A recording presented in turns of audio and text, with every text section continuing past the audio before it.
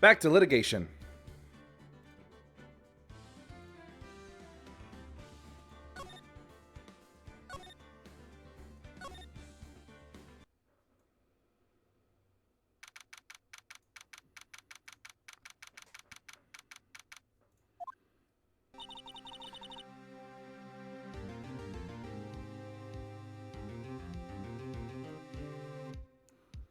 So what do you think, Mr. Wright? I think the prosecution is as confused as we are. After all, the victim was murdered in 2 different places at the same time. And a different suspect was arrested at each of the crime scenes. Lana! Good morning, Mr. Wright. I apologize for yesterday. I was indisposed. I hope they didn't hold you too long for questioning. We just finished, actually. I'm used to all-nighters, though. So how'd it go? It's as Mr. Wright suspects. The police are clueless.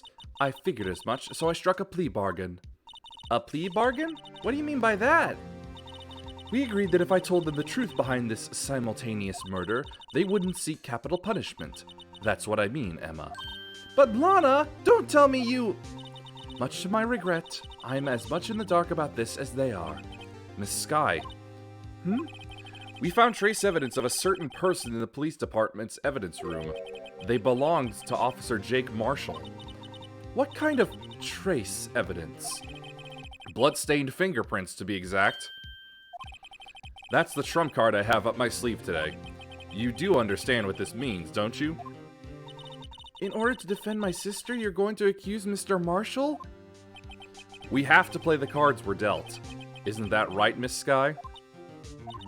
Do what you have to do, Mr. Wright.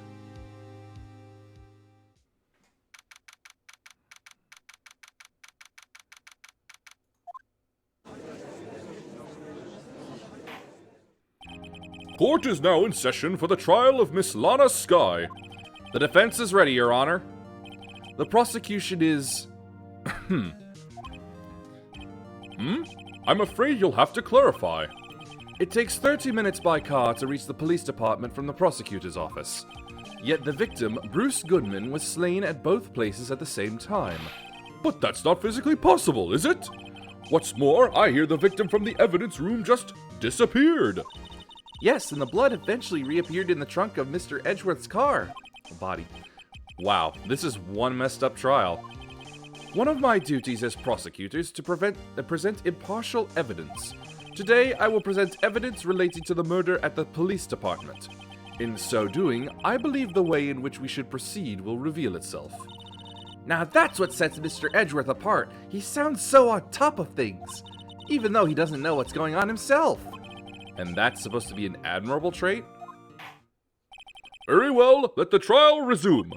On the day of the crime, what exactly transpired at the police department? Mr. Edgeworth, you may call your first witness of the day to the stand. For its first witness, the prosecution calls the suspect of the murder that occurred at the police department. The suspect? You mean the so-called murderer?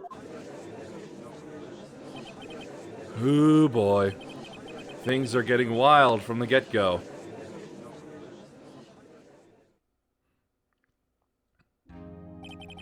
Will the witness please state his name and occupation? Yes, sir! I am Officer Mike Meekins, sir! My occupation is, that would be murderer, sir! So you're telling us you're a professional killer? Sir, it was me, sir! I'm the one who did it! I'll never kill anyone again, sir! You've got to believe me, sir! Actually, what we'd like to hear from you is, sir, I'm what you would call part of the younger generation, sir! A person whose actions adults can't possibly comprehend! Please, Mr. Edgeworth, sir, help me, sir! Officer Meekins. Yes, sir! Give us your report of the crime. Consider that in order. Yes, sir, as you wish. After all, I am part of a generation that must be told what to do, sir. You can't fault him for a lack of enthusiasm.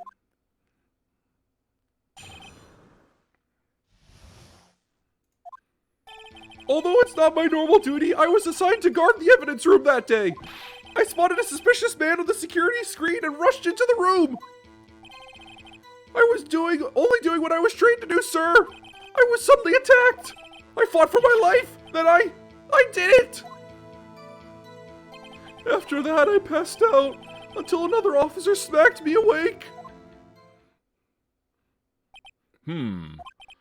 So the victim, Detective Goodman, attacked you? Do unto others before they do unto you. That's the Meekins family motto, sir. I see. Then you fainted and a colleague helped you regain consciousness. Yes, sir. He knocked me upside the head, sir. Very well. The defense may begin its cross-examination. What I need here is more info to work with.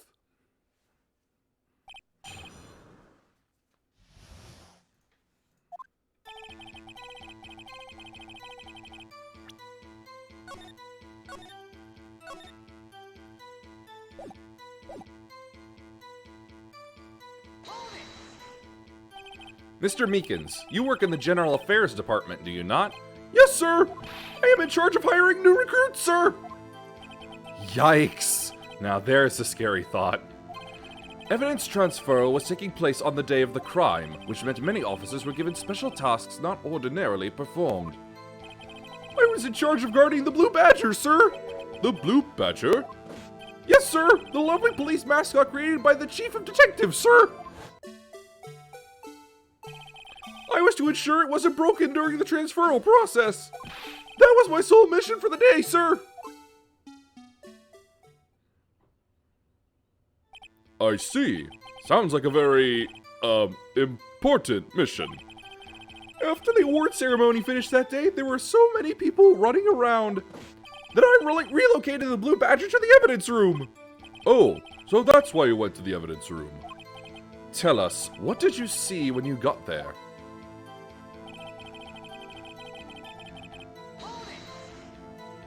In order to enter the evidence room, you need an ID card, am I correct? Precisely, sir. I have one right here around my neck. So then, your ID number should be listed on here, right?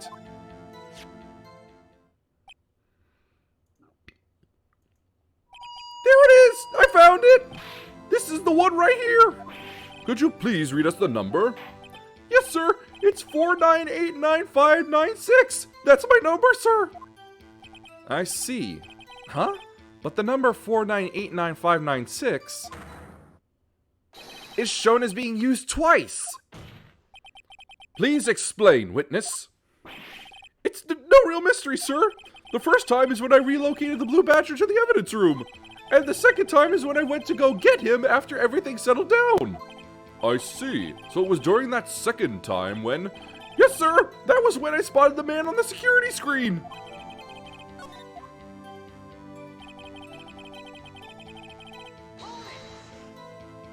So you were attacked. Can you please tell us exactly what happened to you? It was a knife, sir. A knife. Detective Goodman pulled a knife on you? What happened then?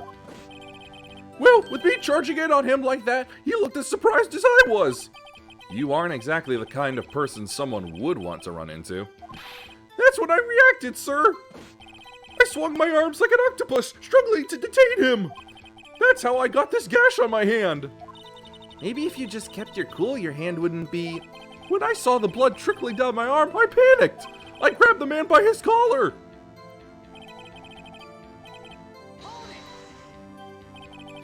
What exactly do you mean when you say, did it?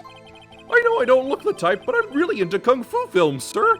The man let his guard down for just an instant, so I snatched his knife from him. You took his knife?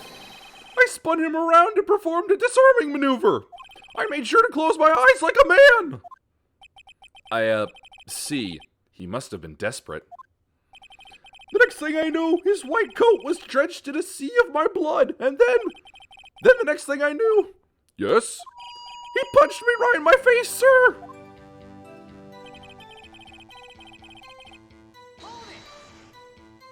About what time did you regain consciousness? No offense, sir, but how am I supposed to know that? I was unconscious! Oh, right. According to the report from the officer that woke up the witness, it was about 5:30.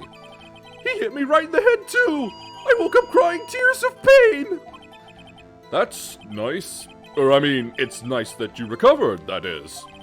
When I came around, though, I made sure to finish my mission, sir. Your mission? Yes, sir. The Blue Badger, sir. I returned him to the entrance before things got out of hand. Well, we can all rest easy now. I believe we now have a fairly accurate picture of what happened. Yes, Your Honor. Only one thing remains unclear. Was the man this officer murdered really the victim? He's got a point. Yes, Officer Meekins? With regard to that, sir, take a look at this. It was sent to my jail cell. Chief Gant delivered it to me just this morning, sir. The chief delivered it? What is that, a videotape? Yes, sir, that's absolutely right, sir. A videotape, sir. It contains footage from the security camera in the evidence room. What? But I specifically asked if there was such a tape, and was told it had been mistakenly erased. That's quite a mistake. I just do what I'm told, sir. It's the only thing I'm really good at. Looks like communication with the police department is as good as ever.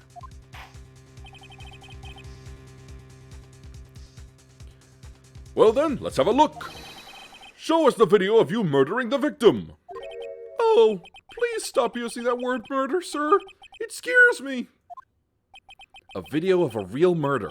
Just what are we getting ourselves into?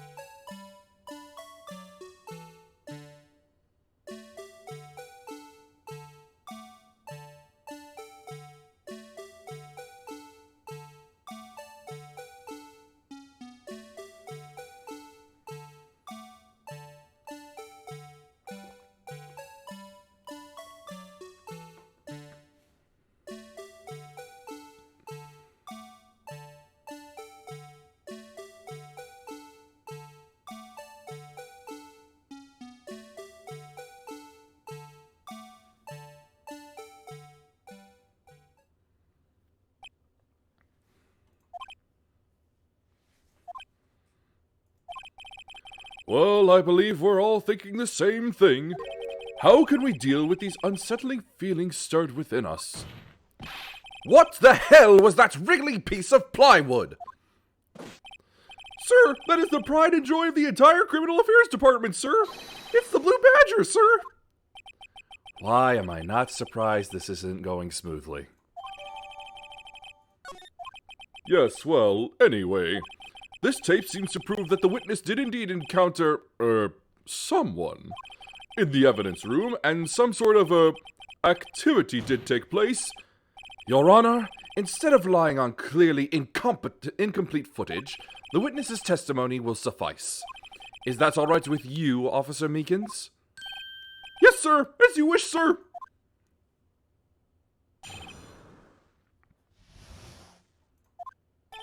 His face can't be clearly seen in the video, but there's no question that the other person was Detective Goodman, sir. I mean, he opened the locker, which required Detective Goodman's fingerprint to do. The locker he opened is unquestionably Detective Goodman's locker, sir. So it must be him. No one else could have unlocked it. What's this about a fingerprint? Each detective has been given a locker equipped with a fingerprint-activated lock. These locks ensure that each locker can only be opened by the detective it belongs to. Intriguing. That would mean the victim at the crime scene would have to have been Detective Goodman. Very well, the defense may begin its cross-examination. I don't know where this cross-examination will lead, but everything begins with contradictions. That's where I have to start.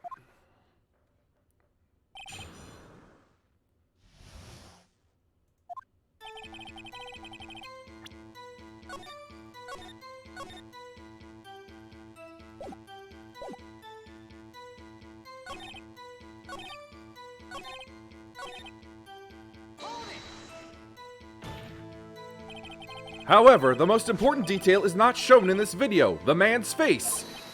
Sir! If I may say something, sir. Please do. After all, you are the one being examined. I don't understand why the man's face is so important in this case, sir. I mean, it was his hand that opened the fingerprint lock. And it was his hand that tried to thrust his knife into my body, sir. My unsettled state can testify enough to this, sir. Yes, you have a point. The footage doesn't lie. That is, unless the defense can find a problem with it. Mr. Wright, let's check the court record again. Is there a problem with the security video? Regarding the video contained on this tape, there is one thing in particular that seems rather strange. Strange? This contradiction leads to the possibility that the man may not have been Detective Goodman. What? This video contains such a contradiction? Interesting. Your Honor, I have a proposal. Yes, Mr. Edgeworth? I propose we have the defense point out to us this alleged contradiction in the video. He would want me to point it out. Very well, proposal accepted. Let us further inspect this piece of evidence.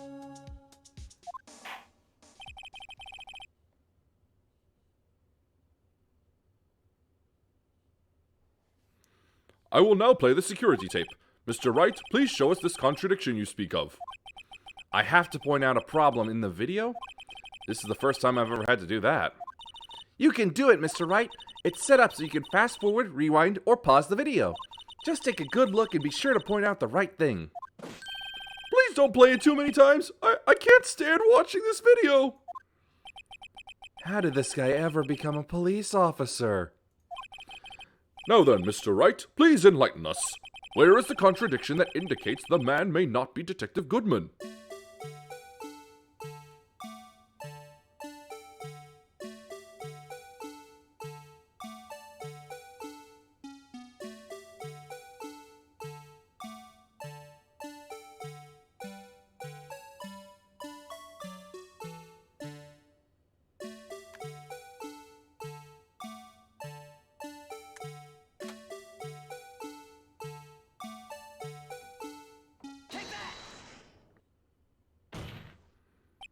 The thing that's strange about this video has got to be this! Officer Meekins!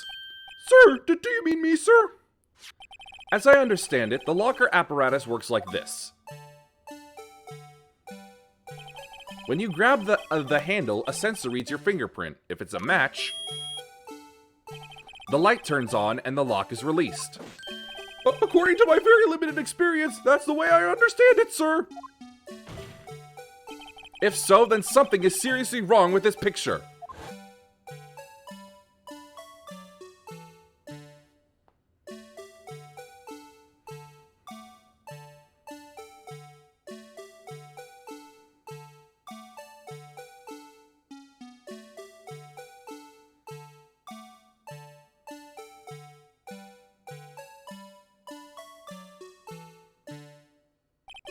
When the victim reaches for the handle to open the locker, let's rewind to a little earlier.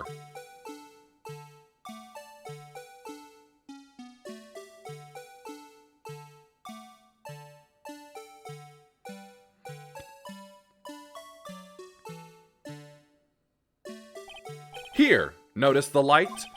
What's this? It's already lit. Precisely my point, Your Honor.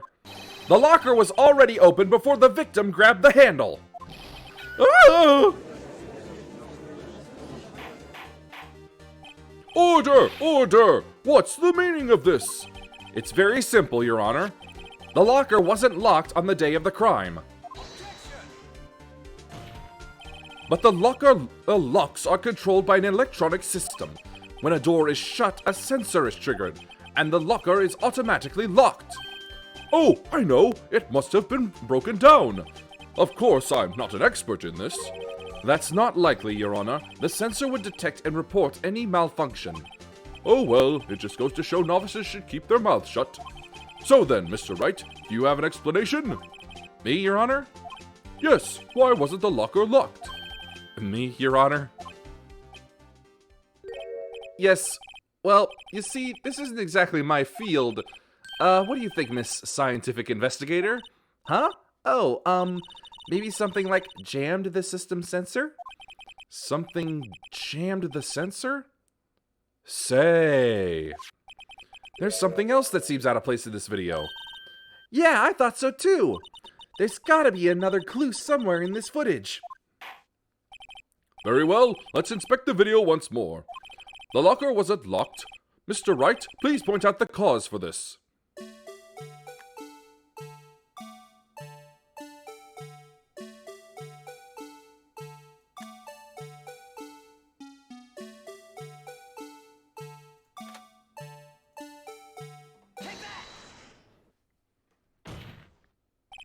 Please watch closely. This is the continuation of the part I showed you earlier.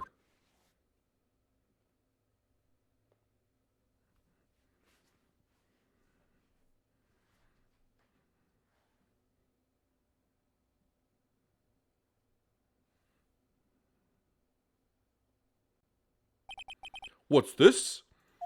Something white fell out of the locker. But sir, it's been my experience that things fall out when doors are opened. I often fall out and roll great distances when I open my car door, sir. We can't be sure that item was completely inside the locker to begin with. What do you mean? The sensor triggers the lock when the door is shut. What if something was inserted, say, between the sensor and the door? Inserted?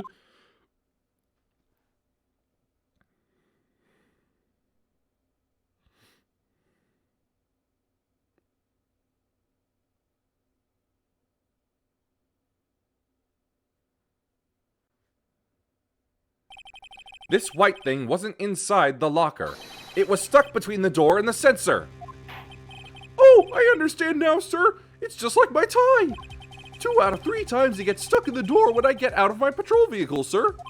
Instead of the door closing, my tie chokes me, but the object would have to be extremely thin to fit in the door. Not only that, it would also have to block electrical currents. It would need to be an insulator. Yes, an insulator. But at the crime scene, there just might have been something that fits the description. But sir, by insulator, you don't mean... I think I finally got this figured out. Very well. Will the defense please present the relevant evidence? What was this insulator that was stuck in the locker door?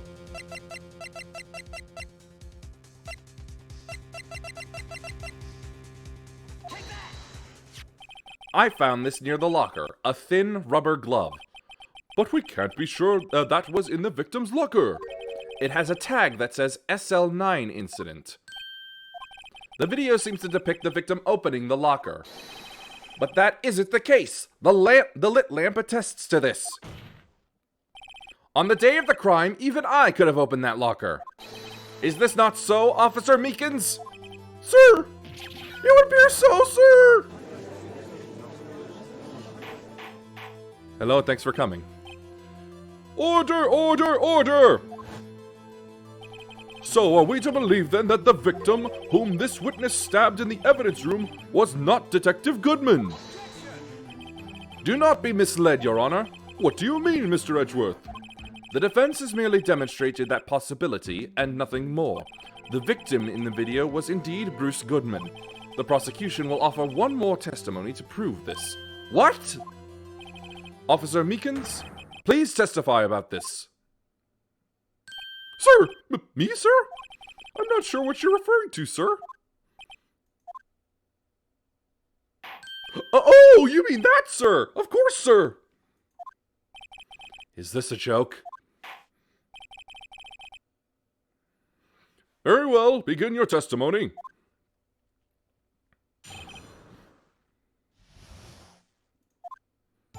There's one other thing that proves the man was Detective Goodman, sir. To enter the evidence room, one must use their ID card. When an ID card is used, there's a record of it. At the time of the crime, the detective had used his card. An ID card record. I see. I have the ID card record right here, Your Honor.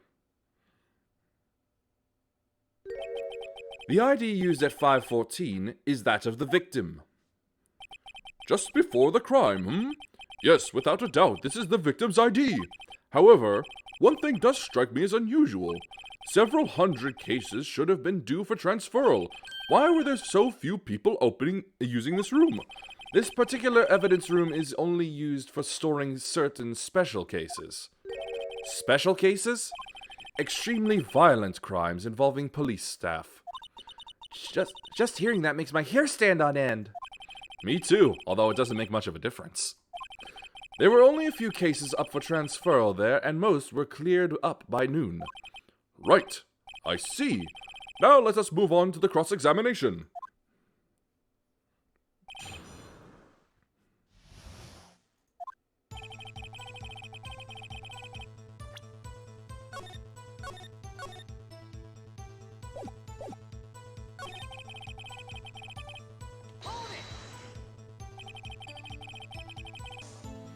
Is that card hanging from your neck one of those ID cards?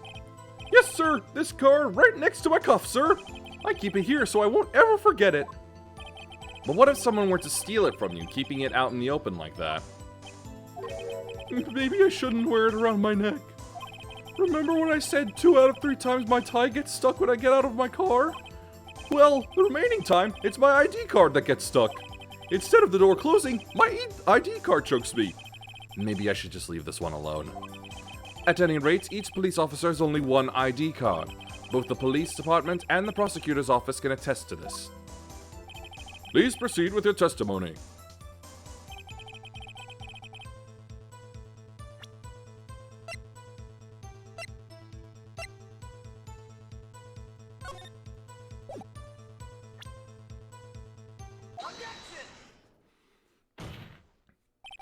Wait one moment, Officer Meekins. I'm not gonna waiting, sir. I have the victim's ID card right here. I found it at the crime scene. That makes sense. When I say crime scene, I'm not referring to the evidence room at the police department. I mean the other crime scene. The underground parking lot at the prosecutor's office. Your Honor, I have one more piece of evidence to present. It's a very important clue regarding the victim's ID card. A lost item report? It's only half completed. But it shows that Detective Goodman had lost something on the day of the crime. Something important enough to fill out this report. Let me guess. You believe this something to be his ID card, right? I can't say for sure, but there is a high probability. On the day of the crime, Detective Goodman was not carrying his card.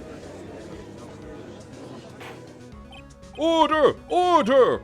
So now, what does this all mean? It can only mean one thing. It doesn't even require much thought. The man Officer Meekins encountered in the evidence room was not Detective Goodman, but rather the man who stole his ID card. Order! Order! Order! Does the prosecution have a response? I have only one thing to say to the defense. Bravo, Mr. Wright. Bravo? Allow me to summarize the defense's argument. At 5:15 p.m. on the day of the crime, the man in the evidence room Officer Meekins encountered was not Detective Goodman. There are 2 grounds to support this. First, the locker in the evidence room was already unlocked. Second, the victim lost his ID card. Am I correct so far, Mr. Wright? Yes? What's he up to? That being the case, we must inevitably arrive at a single conclusion. If the victim in this video is a fake, then the murder in the evidence room is also fake. In other words, the security camera does not show the instant of the murder. That is... well, I guess that's right. Is something wrong, Mr. Wright? Only moments ago you seemed content to be pointing your finger around. This isn't going to end well. Well, well, it seems you finally realized exactly what you've gone to such lengths to prove. Explain yourself, Mr. Edgeworth. The defense has already done the explaining for me. The victim in this video is a fake, which means a murder did not take place at the police department at 5:15 on the day of the crime. So the real crime could only take place at one location, the underground parking lot at the prosecutor's office. The murderer being Miss Lana Skye, the defendant. The evidence is compelling. A trustworthy witness observed the moment the defendant used the murder weapon. Ah!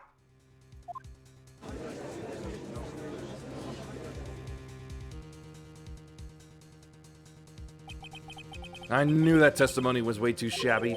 It was all a trap from the beginning. The activity in the evidence room still leaves many questions unanswered. Who exactly was the victim Officer Meekins encountered, and where did this person disappear to? However, this trial's purpose is to examine only the murder of Detective Goodman. Just so, Your Honor. Mr. Wright, you have to do something, or else Lana... What do I do? How am I supposed to get myself out of this mess?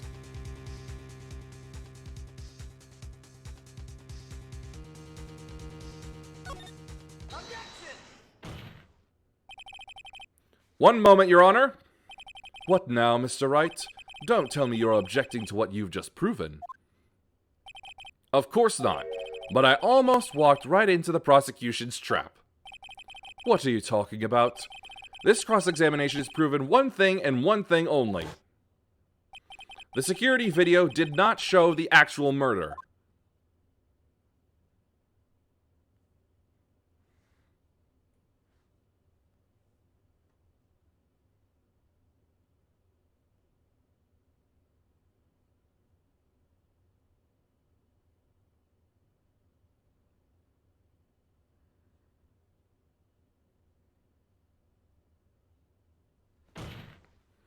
However, it cannot be said that it is unrelated to the murder in the parking lot. Specifically, large amounts of blood traces were found in the evidence room. The defense demands further examination into the truth of the matter. Mr. Edgeworth? Yes, Your Honor? If this court were to examine this further, other witnesses will be necessary. Is the prosecution prepared? I'm sorry, Your Honor. The prosecution considered the incident at the police department to be unrelated. We have not prepared any other witnesses for this incident. This just might be my chance. Time to call a certain Texas Ranger to the stand. Mr. Wright, do you mean... Your Honor, the defense would like to request a specific witness. Oh? Whom do you have in mind? Someone we have reason to believe knows the truth. The truth behind the activities that took place in the evidence room. The prosecution requests to hear this person's name before deciding whether or not to comply. Very well then, Mr. Wright, this person whom you would have testify, what is his or her name? Officer Jake Marshall. Why him? I can't let Edgeworth know everything just yet. He's in charge of the evidence room. I feel we should hear what he has to say. The prosecution agrees to the defense's request. Since he was responsible for guarding the room, we should hear his testimony. Fortunately, he works in the police department. We shouldn't need longer than 20 minutes to prepare. Very well. The court will take a 30-minute recess while the witness is subpoenaed. Will the prosecution please prepare the witness during this time? We will, Your Honor. Court is now in recess.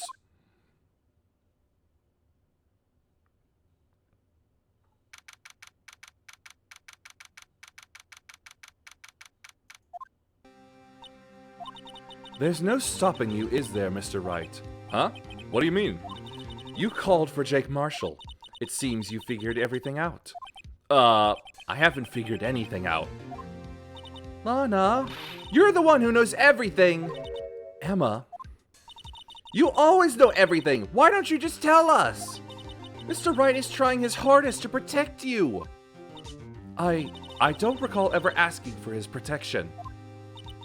How can you be so cold? Don't you trust us? Don't you trust me? Hope I'm not interrupting anything, pals. Oh, yes I am. I'll come back later. Wait, Detective Gumshoe, what is it?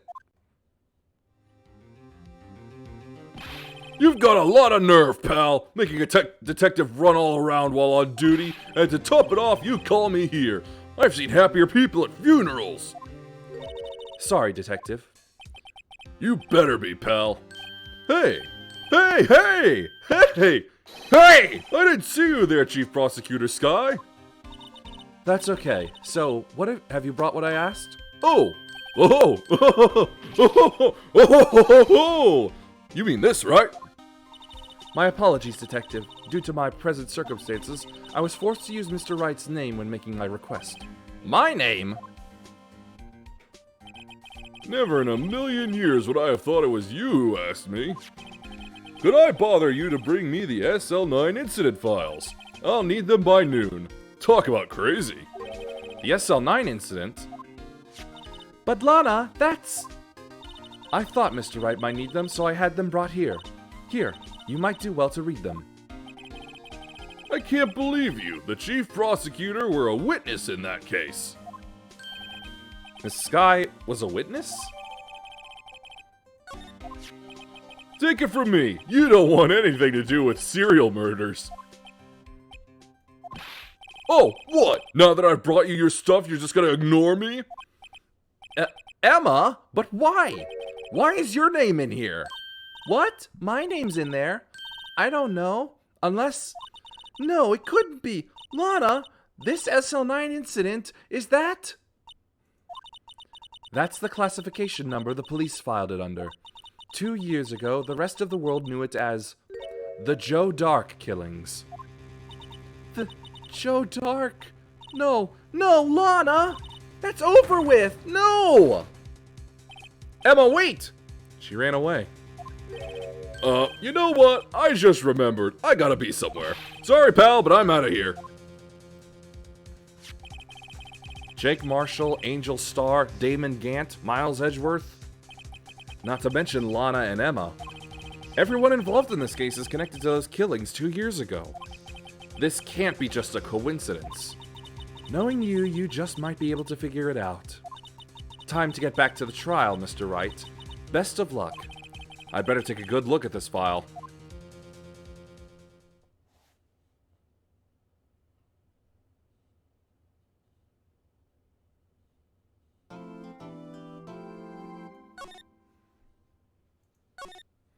Hope my voices aren't exactly not what you were thinking in your head when you played.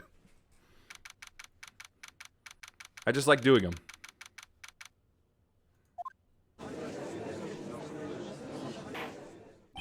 The court will now reconvene for the trial of Miss Lana Sky.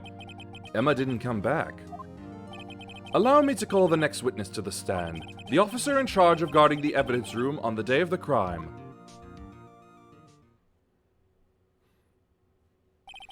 Witness, please state your name and occupation. Me, partner? Oh, I'm just a man, same as you, wandering the trails of civilization. Occasionally helping the elderly cross intersections when needed. Yes, we get it. Oh, I know! You're a patrolman! As for my name, if you listen hard enough, you can hear the howling wind calling it out. To be exact, it's Jake Marshall, Your Honor. Howling wind? I've never heard Edgeworth described that way before. Now, Mr. Marshall, let me ask you something. You were in charge of guarding the evidence room on the day the crime took place. Is this correct? According to the papers, partner. What do you mean? A desperado's soul is as boundless as the desert sands. No paper can sum it up. Maybe it's best we get on with this quickly. Please share with us your testimony of the day of the crime. In plain old English.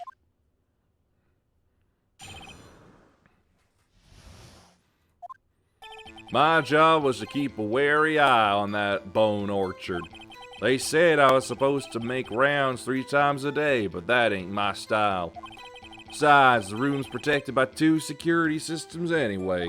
If I remember right, I was at a street-side saloon at the time it went down. I'm just an innocent traveling man, so if you're out of ammo, it's time I hit the trail. I can't say I particularly care for your attitude. I can't say I care for your beard, but you don't see me complaining. Wait a minute. What do you mean by 2 security systems? I mean the security cameras and the ID card reader. I reckon even a cowpoke like you knows about those. Yes, well, what about the fingerprint-activated locks on the evidence lockers? Fingerprint-activated locks? What kind of newfangled doohickeys are those? He's not being very helpful.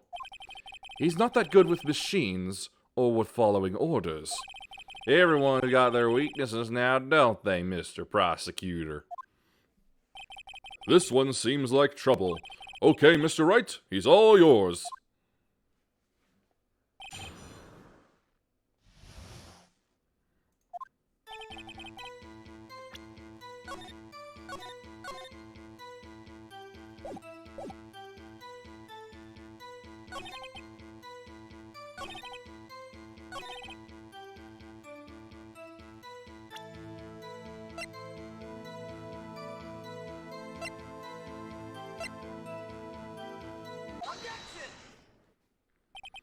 Officer Marshall, doesn't it strike you as odd, that is, you being called in to testify like this?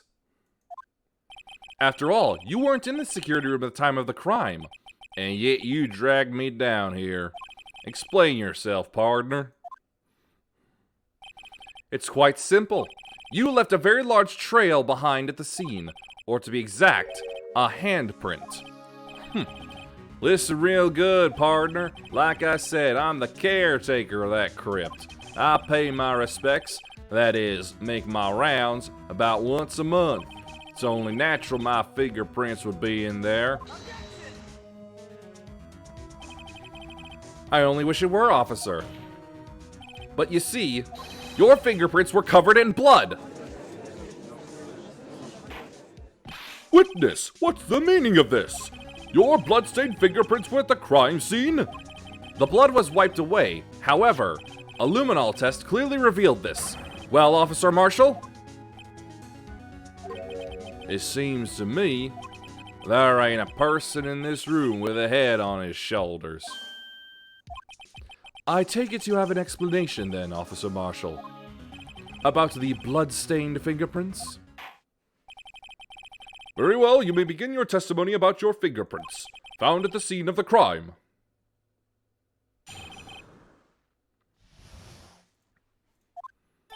Like I said, it's only natural for my fingerprints to be in that evidence room. One of them just happened to be at the same place as the blood-stained handprint. Murderer touched the locker where my fingerprint was by chance. The blood stain and the fingerprint are completely unrelated. Or didn't you know the murderer was wearing gloves? See, I had nothing to do with it. The witness's explanation appears valid, although there's room for doubt. Life wouldn't be fun without any doubt, partner. The defense may now cross-examine the witness. This guy's hiding something. I can feel it. Now's my chance to prove it.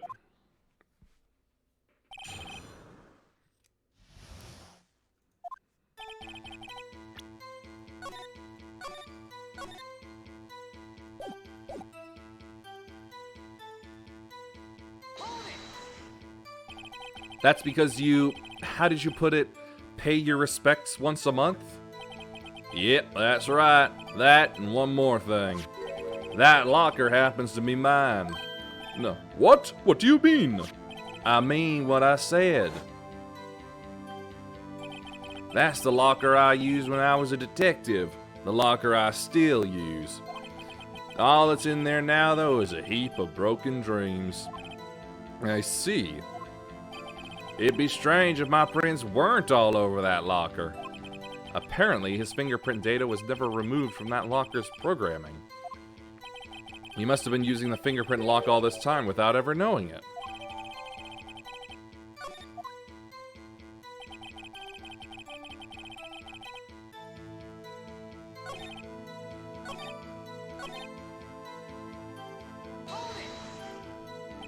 How do you know that? I may be a loner, but I still do my job. I keep up on the reports. There was a blood stain at the scene, thought to be left by the murderer. That's right. It was found on Detective Gumshoe's locker. However, no fingerprints were detected on that handprint. Oh yeah, I think we tried that too. So that would mean the murderer wearing gloves happened to place their hand on top of Officer Marshall's fingerprint. That's the only logical conclusion. Are you starting to get the picture, partner? The picture? This seal of blood in the desert is just food for the buzzards. There's only one reality, and that's this. The security tape. So long as my trail isn't in there, you can't say otherwise. This isn't getting us anywhere, Mr. Wright. Please consider carefully where you're going with this cross-examination. Yes, Your Honor. Now then, continue your testimony, Officer Marshall.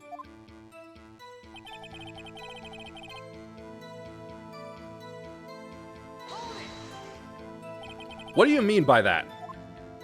You want to tie me to this crime, isn't that right, partner? If so, that video is the only direct evidence you have. But that video is next to useless. It's full of blind spots. Blind spots? Places you can't see. The camera's panning back and forth. The floor isn't shown. If someone was familiar with the camera's position, they could leave the room without being caught on tape. We don't have time for your speculations, Mr. Wright. Well, Mr. Wright, if you can show us evidence in this video that indicates Officer Marshall was present, please do so now.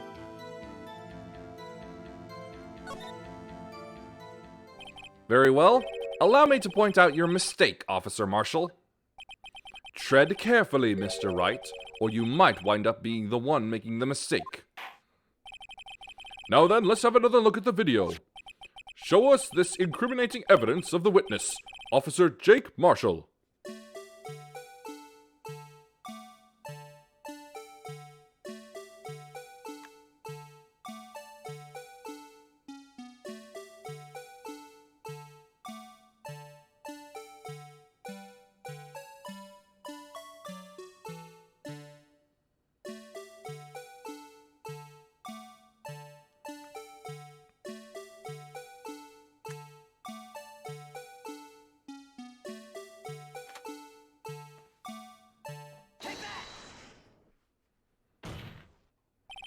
Bringing our attention back to the security camera is a mistake I'm afraid you'll soon not forget, Officer Marshall.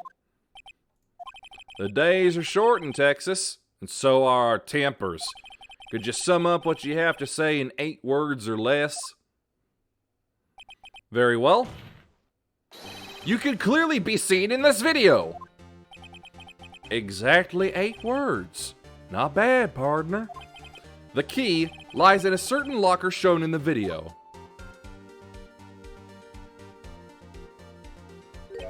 That locker with the white cloth sticking out. That was the witnesses, I believe.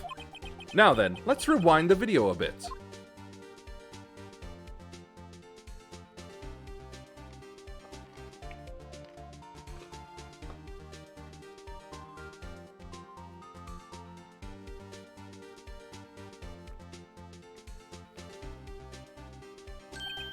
Oh, the white cloth! It's gone! What's the meaning of this, Officer Marshall? When the crime took place, the white cloth wasn't there. Then it suddenly appeared. There's only one explanation. Officer Marshall, you were in the evidence room at the time of the crime. What's more, you opened your locker when the camera was turned away. Order! Order! It would seem that only... Hold your horses. Sorry, partner, but you got the wrong man. So what if my locker was open? That doesn't mean I'm the one who opened it. The murderer needed to hide something, so he opened a locker and stuck it in. It's not my fault he happened to choose mine. Why is everyone staring at me like I'm a wanted man? This guy isn't just playing dumb. He really doesn't know. I hate to rain on your parade, but you're the only person who can open that particular locker. Oh yeah? I call your bluff. You say open that locker? Now prove it.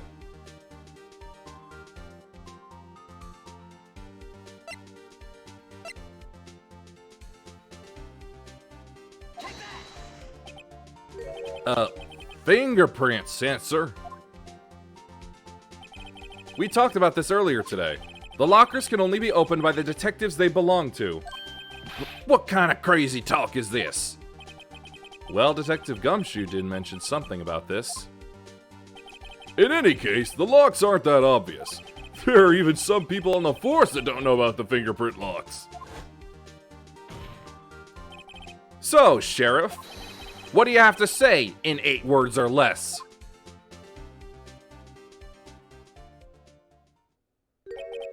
I only got one word for you, partner.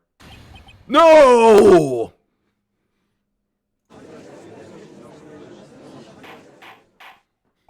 Order! Order! Order! Witness, explain yourself! If this is a joke, it's the worst I've ever heard. I assure you, this is no joke, Officer Marshall. Now then, please tell us what you were doing in the evidence room at the time of the crime. Ole, please answer the question. What is he now, a bullfighter? That's alright, Officer Marshall. I believe we can figure the rest out from here. We can? Have a look at these floor plans. There's no place for someone to hide in the evidence room, yet Officer Meekins didn't see Officer Marshall. If that's so, then where was the witness? It seems Mr. Wright has an answer. That's right, the only possible conclusion. Well then, let's hear it. Where was Officer Marshall at the time of the crime?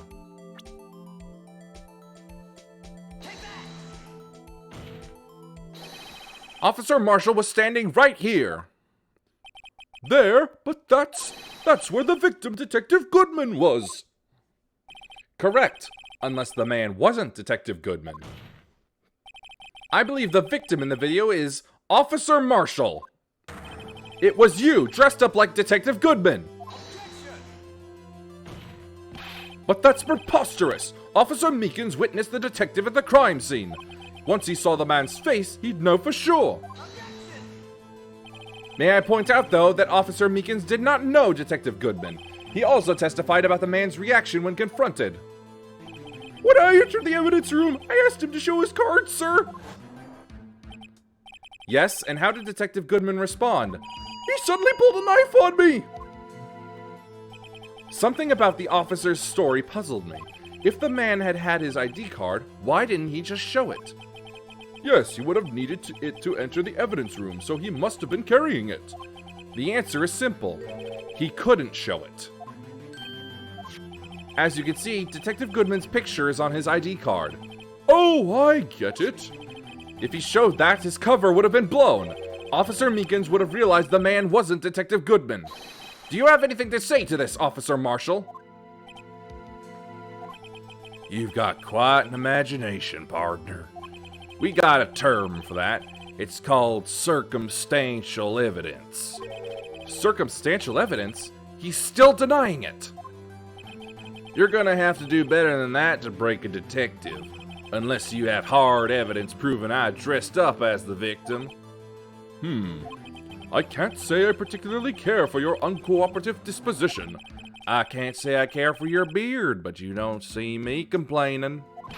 Well, Mr. Wright, do you have any evidence proving beyond a shadow of a doubt that Officer Marshall dressed up as the victim?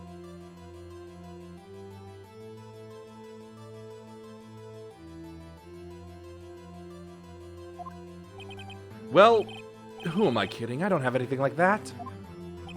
I can see the fear in your eyes, partner.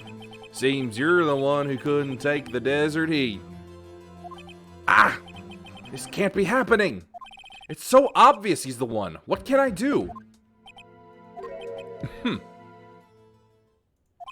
It looks like your lack of experience has finally been exposed. I'll pass on to you what someone told me when I was just starting out. When you've run into a wall with no place to go, return to the basics. The basics? For me, that would be what Mia used to tell me. Phoenix, try thinking outside of the box. I shouldn't look for proof that Officer Marshall was in disguise. but rather I should look for evidence that came about because he was in disguise. Why do you think this locker was opened in the first place? What do you mean? There's no reason for Officer Marshall to open his locker at the time of the crime. Yet he did, despite the chance it might be discovered later as it has been. Which means he didn't originally plan to open his locker. According to the defense's argument, Officer Jake Marshall dressed up as Detective Goodman at the time of the crime. Then, after the crime was committed, he opened his own locker for some unknown reason. The fact that a white cloth is sticking out of the locker seems to indicate that he opened it in order to put the cloth inside. So, just what exactly is this piece of cloth? Perhaps the video is the key to all our unanswered questions. I don't have any evidence, so this video is my only shot. Very well, let's take yet another look at the security tape. After committing the crime, the witness opened the locker to put away the white cloth. Please show us why the witness had to open his locker.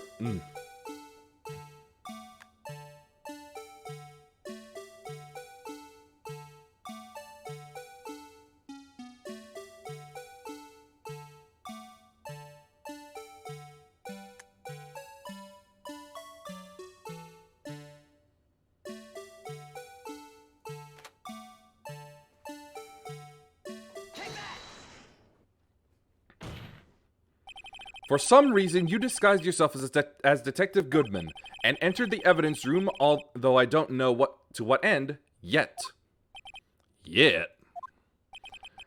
However, something unexpected happened. Officer Meekins barged in on you. When asked to show your ID card, you pulled a knife on him. However, Officer Meekins panicked, and the white coat you were wearing was soiled with blood. A bloody white coat? You couldn't just walk out like that, so you hid the coat in your locker. Not bad, partner.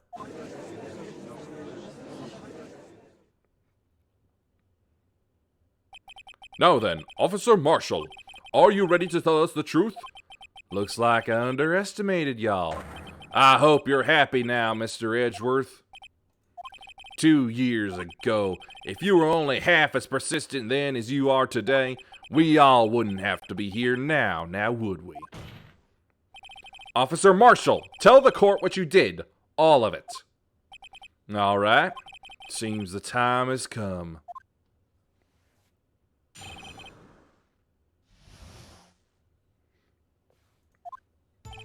I had to do it that day. I couldn't just stand by and let it die. I stole the detective's ID and dressed like him. I planned to take out the evidence. I wasn't expecting Officer Meekins. I knocked him out and managed to escape. I knew which areas wouldn't be caught on the camera. There wasn't any murder in the evidence room at 5:15. So the supposed victim was really you. But there's one thing I still don't understand. Traces of a large quantity of blood were found on the floor of the evidence room. If no one was murdered, then how could that be? Officer Meekins managed to cut his own hand. My guess is he's the donor. It was way too much blood for such a small donation.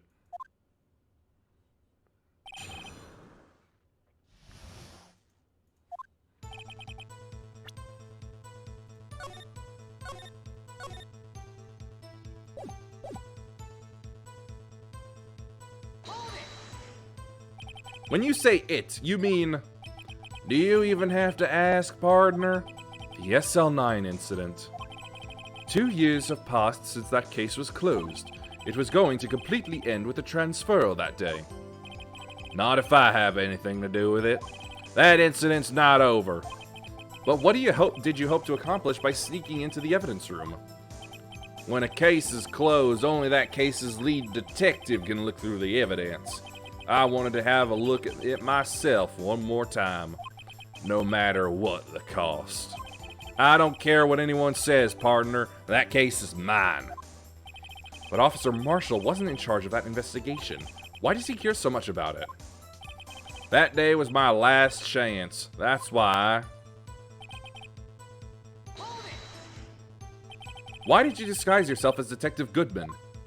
If I didn't make it look like Goodman was carrying out the evidence transferal, I'd be arrested for stealing evidence, which wouldn't get me anywhere. So you did it to fool the security camera. And the detective's ID card? I stole that the morning of the incident. So that really was why Goodman started filling out that lost item report. I returned his ID card. I left it on the floor in the prosecutor's office parking lot. The ID card I found was left there by Officer Marshall. So essentially, you managed to succeed despite your lack of foresight. What do you mean, partner?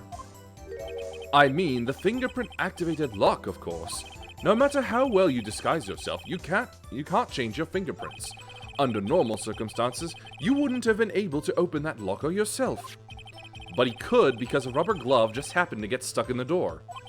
That means Detective Goodman must have opened the locker before Officer Marshall. I wasn't Alright. You pulled a knife on Officer Meekins and tried to drive him off? Let's just say I was a little surprised. I only planned on being in the evidence room for no more than 5 minutes. I didn't think anyone would actually come in during that short time. Officer Meekins certainly is a one-in-a-million type of person, mistaking a detective for an intruder and demanding to be shown his ID. I'll have to think a little more about his raise this year. When did Edgeworth get so much influence? Anyway, he threw himself at me and I ended up cutting him slightly. I'm sorry it had to turn out that way, with me knocking him out and everything. By the way, what happened to your knife? Oh, you mean this one? I don't know what to say. So you knocked Officer Meekins out and...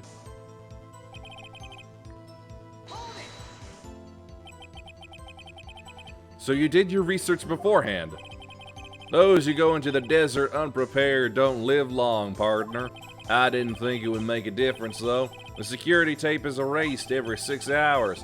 If all had gone as planned, no footage would have been left. However, you bloodied your coat in your struggle with Officer Meekins. If someone was in the security room when I came out, the jig would have been up. I opened my locker and stashed it in there. What was Officer Meekins doing during that time? What else? He was sleeping like a baby. So what you're saying is on that day...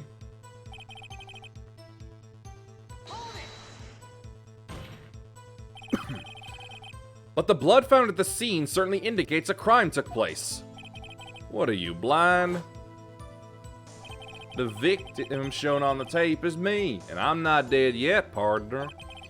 So you stole the evidence from the locker? Actually, no I didn't. Why not? When I opened the locker, the evidence was already gone. What? Mr. Edgeworth, where is that evidence? It's still missing, Your Honor. Detective Goodman's locker was already empty. Someone else stole the evidence. Officer Marshall, may I ask you one thing? Fire away, partner. It's a free country. Just remember, I'm also free to decide whether or not to answer. Why did you do this? Stealing a detective's ID, injuring a police officer? This is no small offense. Moreover, you're an officer yourself. This will have serious consequences. It can't just be forgiven with a simple cut in salary. Not that salary cuts are ever a valid solution. Like I said, this isn't your case. This one is mine. And I'll do anything it takes to get an answer I'm satisfied with. The witness has an unusual amount of zeal. Let's hear more.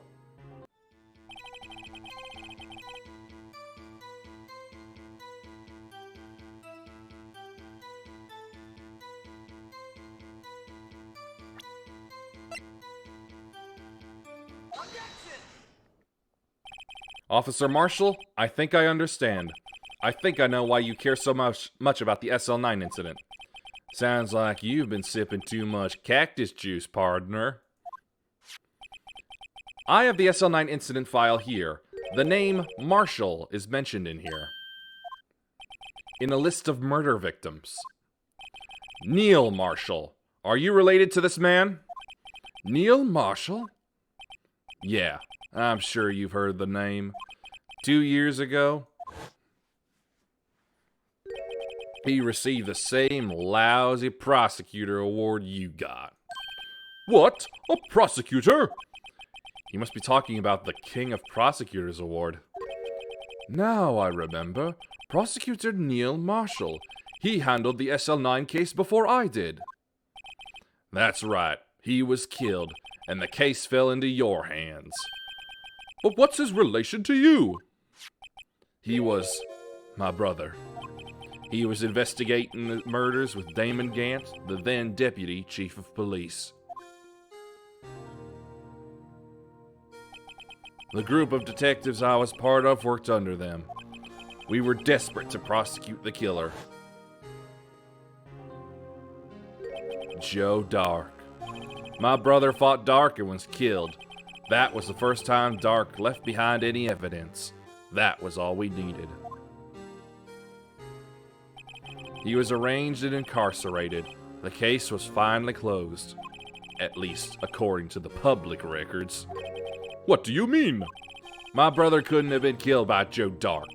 I knew my brother better than anyone. No one could have beaten him in a fight. And that's it? That's your reason for your insane actions? There's more to my brother's death than what the records say. No matter how much you try to hide it, you can't fool me. Well, at least one thing's for certain. Now we know what happened at the police department on the day of the crime. That was the last day the SL9 case could be reopened. Not satisfied with its resolution, Officer Marshall planned to steal the evidence. Disguising himself as Detective Goodman, he entered the evidence room. Officer Meekins confronted him, so he rendered him unconscious and fled. Yes, this mystery has finally been cleared up. No murder took place at the police department that day. The things that happen by chance never cease to amaze. At exactly the same time as the murder at the prosecutor's office, this fake murder was going on at the police department. Chance? It's gotta be more than just that. So, if no one was murdered at the police department on the day of the crime, that means the murder in the prosecutor's parking lot was the real one. Which, in turn, means only one person could have committed the crime. Chief Prosecutor Lana Skye. But wait! A verdict wasn't reached in yesterday's trial. Which is why we examined the incident at the police department today. But there's only one reason the defendant was not convicted yesterday. There yet remains the mystery of the simultaneous murder at the police department. It seems to me this boy's got the draw on you, partner. All of the mysteries at the police department have been resolved. No doubt about it. Our sole murder took place at the prosecutor's office. The only suspect is Lana Skye. And the testimony of one Miss Angel Starr is completely incontestable. If you have a response, make it a single word or less. Ah! I rest my case.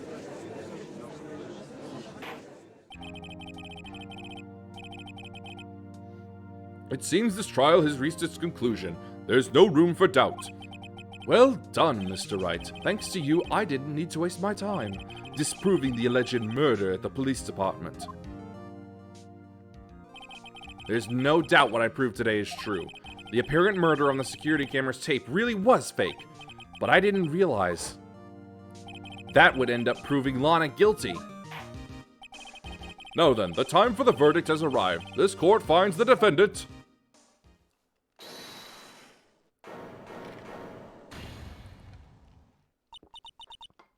Your Honor, wait! Emma, the defense has an objection. A scientific objection. Right? What do you mean, right? Mr. Wright, are you this girl's guardian? Your Honor? In a sense. Please, Your Honor, all I'm asking for is a minute of your time. Please hear me out. Mr. Edgeworth, please. I don't want to leave any loose ends. You want a minute? I'll give you 3. I was kind of in shock.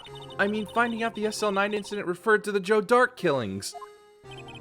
Now that she mentions it, the names of both Sky Sisters were in that file. But that's when I figured it out. I mean, what Officer Marshall was trying to do that day. So I knew his fingerprint had nothing to do with the crime. That left only one thing, the other handprint. You mean the traces of blood found on Detective Gumshoe's locker? But no fingerprints were found on it, right? No, but I figured if I examined it scientifically, I'd be sure to find a clue. So, I ran over there and looked at it again. So did you find something? No. Huh? Sorry, I guess I'm not much of a scientific investigator at all. Is that all? Please don't be mad, I'm just a high school student. And I'm just an attorney. But Mr. Wright, those traces of blood are the only clue we have. If we can't find something wrong with them, please, Mr. Wright, you're a professional. If anyone can save Lana, it's you. Me? Oh boy. Time's up. Now then, Mr. Wright. With regard to the incident at the police department, does any reasonable doubt remain? It appears the defense is troubled by the other blood mark. Looking at the floor plans, a handprint was discovered around here. Is there a problem with this? Mr. Wright, I'm sorry I can't be of more use. But still, if you can't find anything wrong with that blood mark, Lana will be...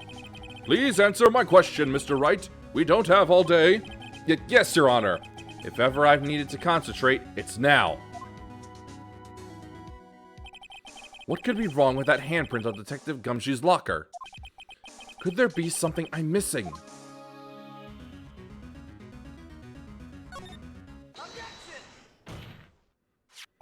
This handprint left at the crime scene clearly shows a contradiction. The only thing that seems clear is your grasping, Mr. Wright.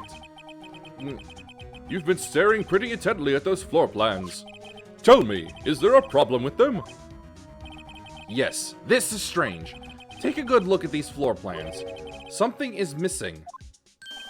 Missing? You mean something hasn't been drawn on there? Yes, something that, when drawn, will completely change the meaning of the blood mark. Let us pray the defense isn't simply trying to buy time. Very well, Mr. Wright. With all this evidence here, there's got to be something I can use. The question is, which item can prove something is missing in the floor plans?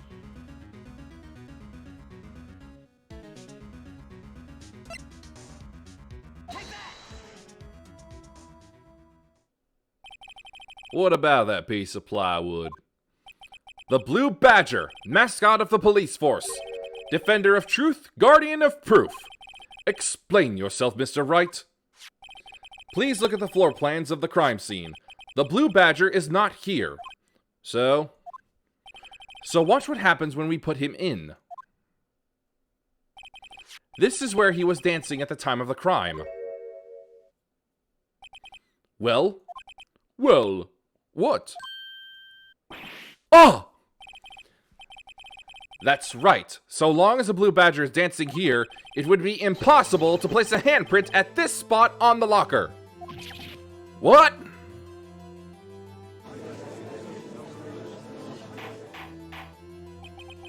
So that means, just exactly what does that mean?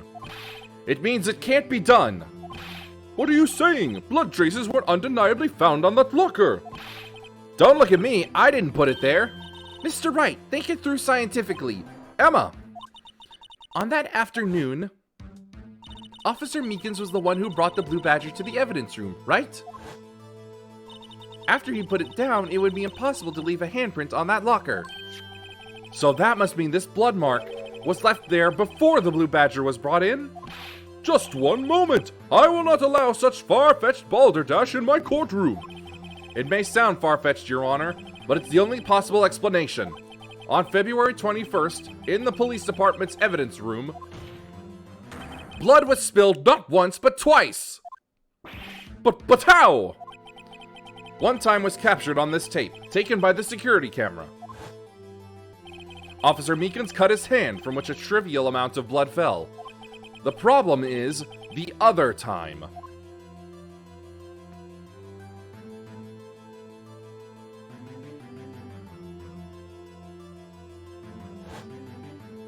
Someone bled prior to the struggle shown in this tape.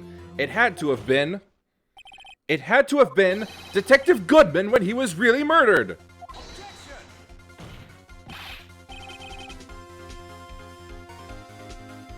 That's ridiculous. I refuse to accept your absurd claim. The murder portrayed in the security tape has been proven to be a fake. However, that does not explain the blood mark found on the locker.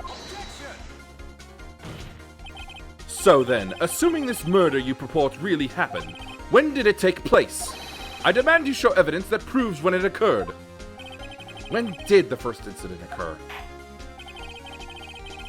To summarize, the defense claims that prior to Officer Meekins being cut by Jake Marshall, who was posing as Detective Goodman, another incident took place in that evidence room. That's right, the blood mark on the locker proves this. Very well, then tell us, when did this first incident occur, as Mr. Edgeworth said? Proof must be presented. Proof that shows when the murder took place. There's only one piece of evidence that can show that. Now then, will the defense please present its evidence? What shows when the first crime took place?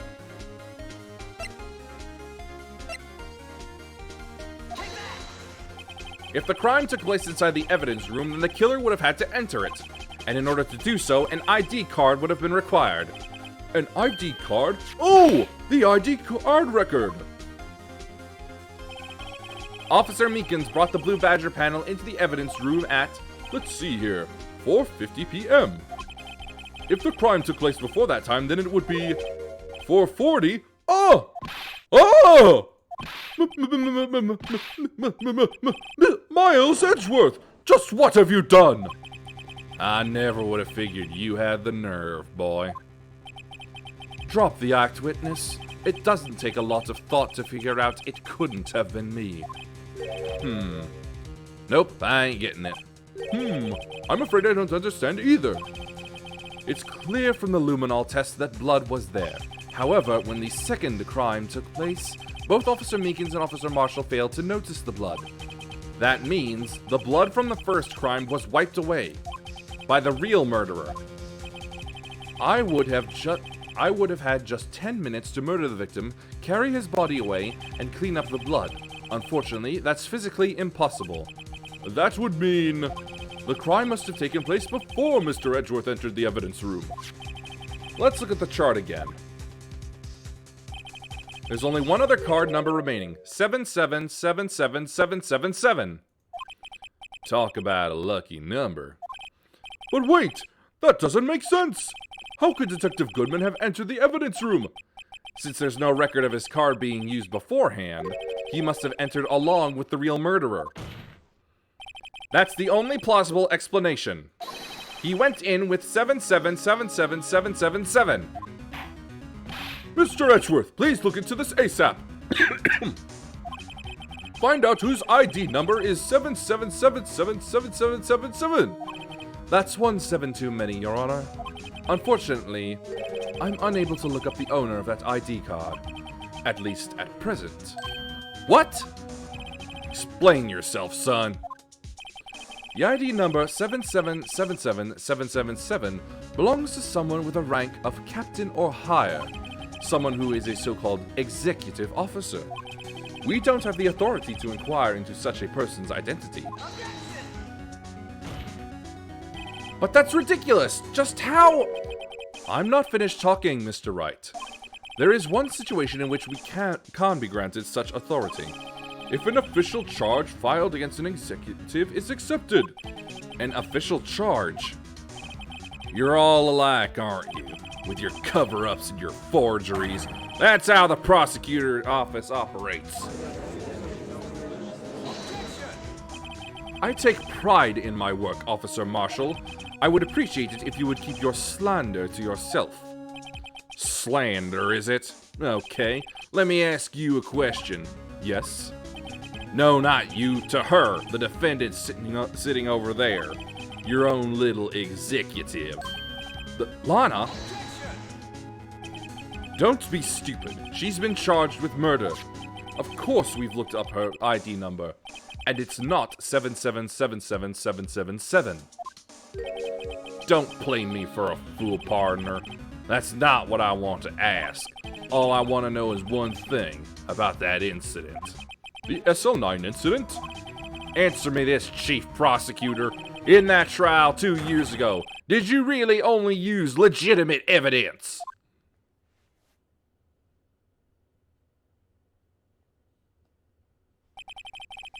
Do you need the witness to repeat his question, Chief Prosecutor? I heard him fine, Mr. Edgeworth.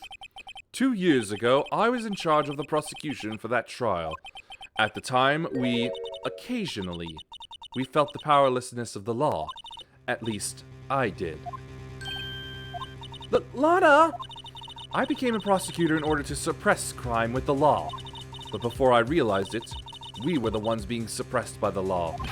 Defendant, just what are you saying? I'll ask you again, Chief Prosecutor. During that trial 2 years ago, did you really present all the evidence in court? Can you look me, an investigator in that crime, in the eye and say that you did? Chief Prosecutor, you didn't! I don't have to, Officer Marshall. Why won't you answer him? Drastic crimes require drastic measures. That's just the way it is. We did what we had to, in order for him to get the verdict he deserved. But Lana! Even if it involved forging evidence.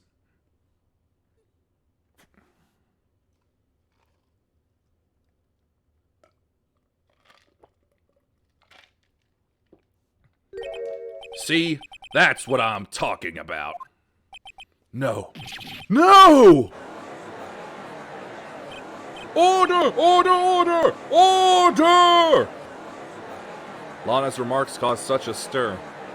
The chaos in the courtroom could not be quelled. The conclusion of the trial would have to wait until the following day.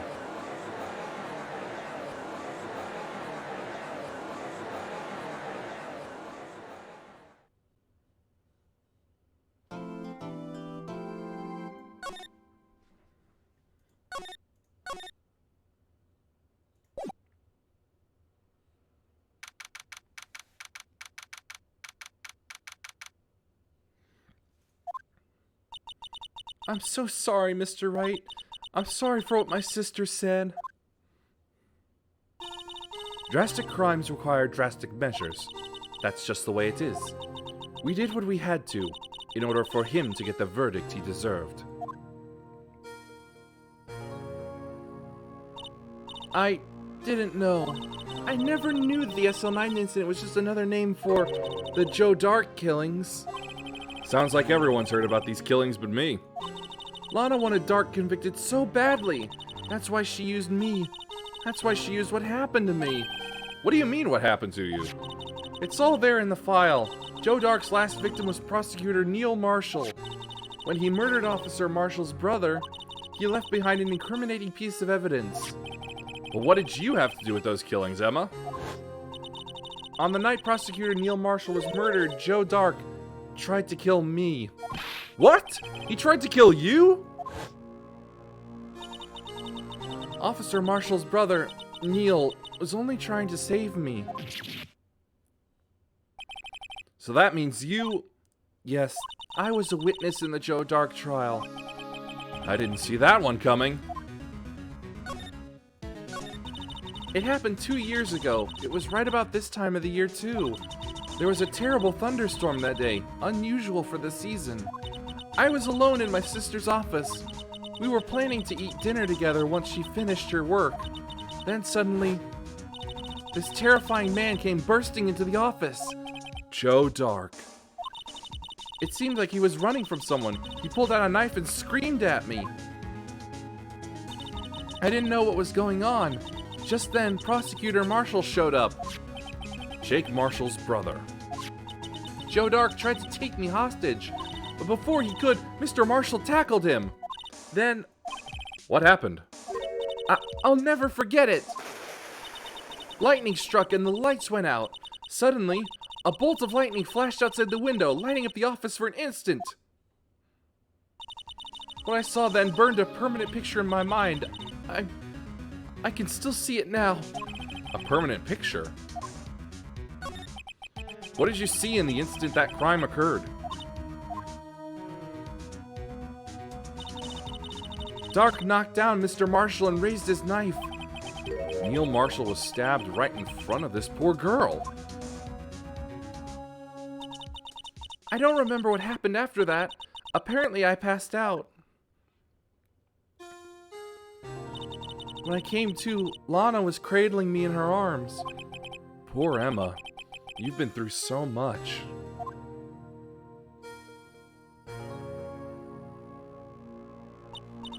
I couldn't bring myself to testify about that instant. I tried, but the words just wouldn't come out. I drew a picture, but it wasn't any good. 2 years ago. You must have been 14. That's understandable.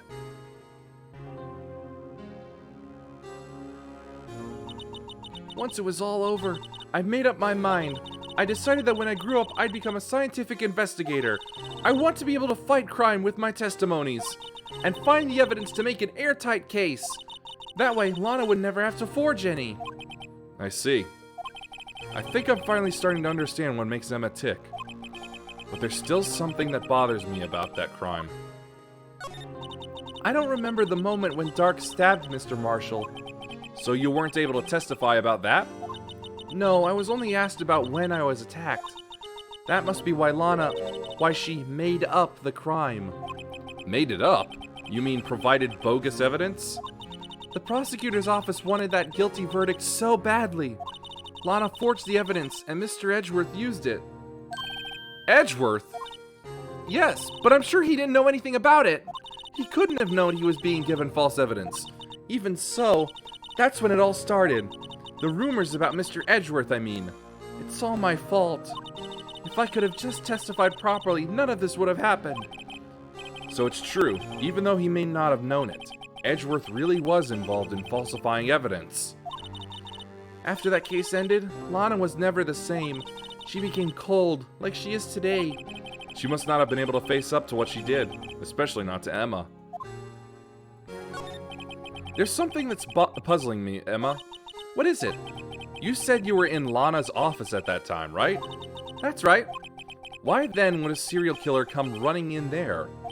Not only that, but he was being chased by a prosecutor? Oh, there's no mystery there. Joe Dark had been taken in for questioning that day. Taken in for questioning?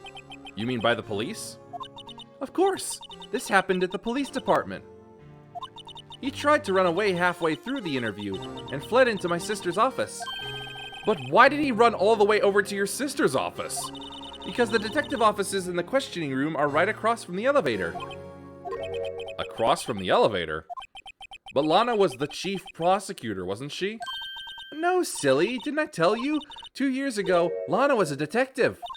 She was the best in the entire force. What? That's news to me. After the Joe Dark case, she was transferred to the prosecutor's office and made chief prosecutor. Lana used to be a detective? I'd better have another talk with her.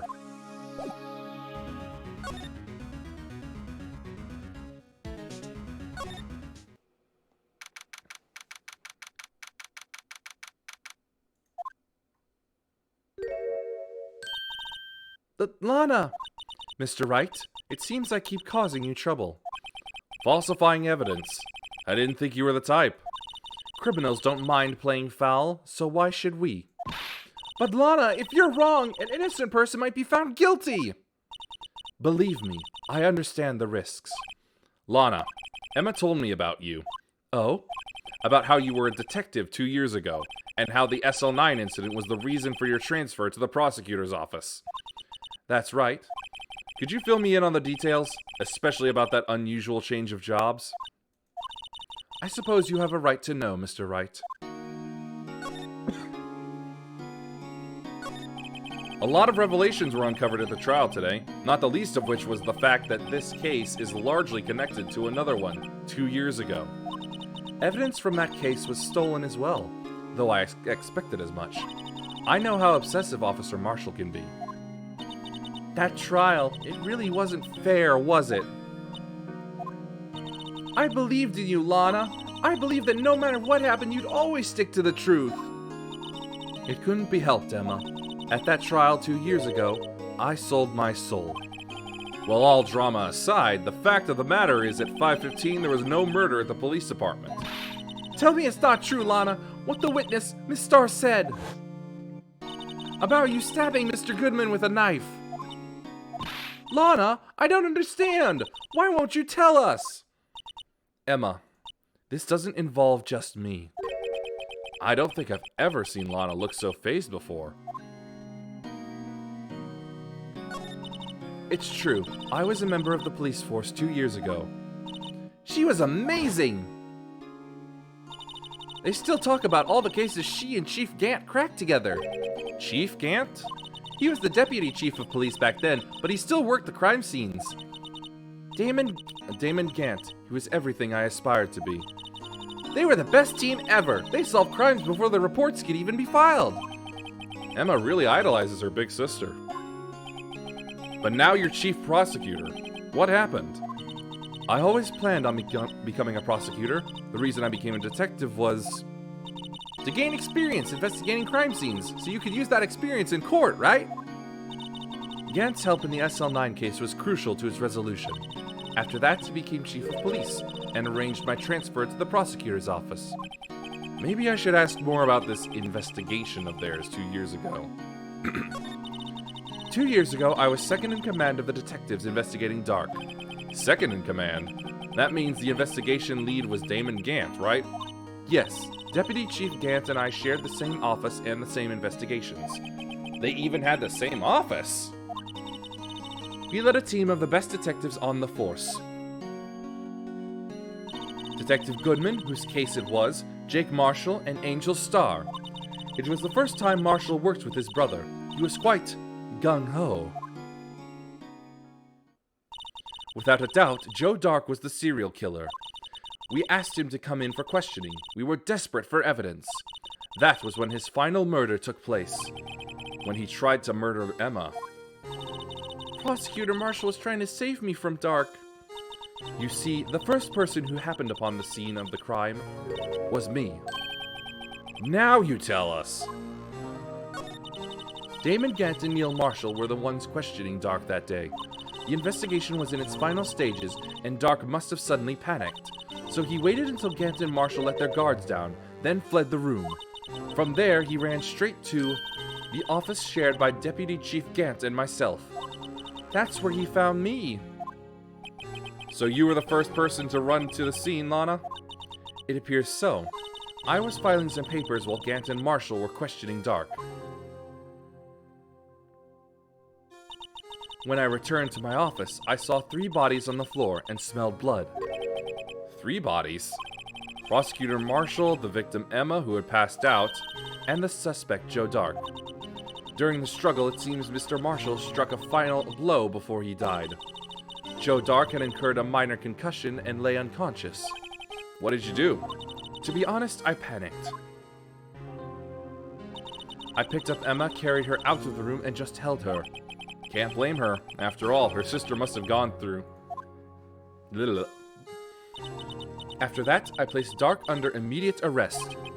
Let me get this straight. You were all involved in the SL9 incident? That's right. Quite a coincidence, I don't buy it. What are you saying? There's no way everyone involved in this trial was also involved in that incident. Just by chance. But that case was solved 2 years ago. At least one person went to extremes because they didn't believe it was truly solved. Officer Marshall. Yes, his actions came as a surprise to me as well. Ever since his brother died, he's changed completely. I guess he wasn't convinced with the ruling against Joe Dark.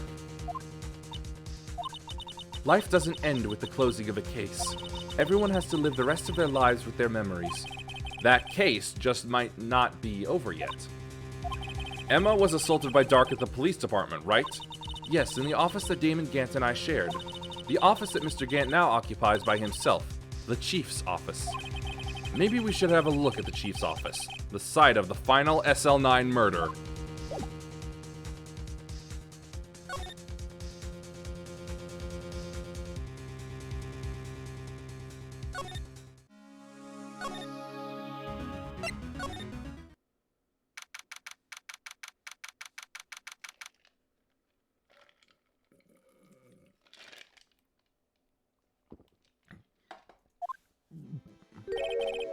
Howdy, Bambina.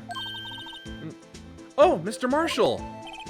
I never thought things would turn out this way when I woke up this morning.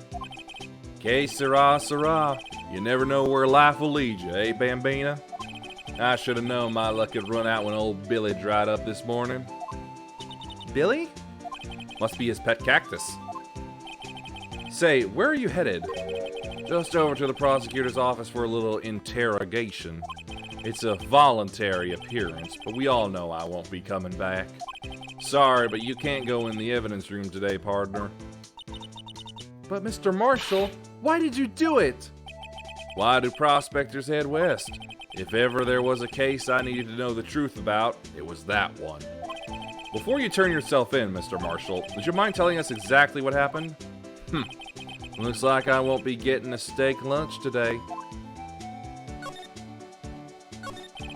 Something was fishy about that trial from the beginning.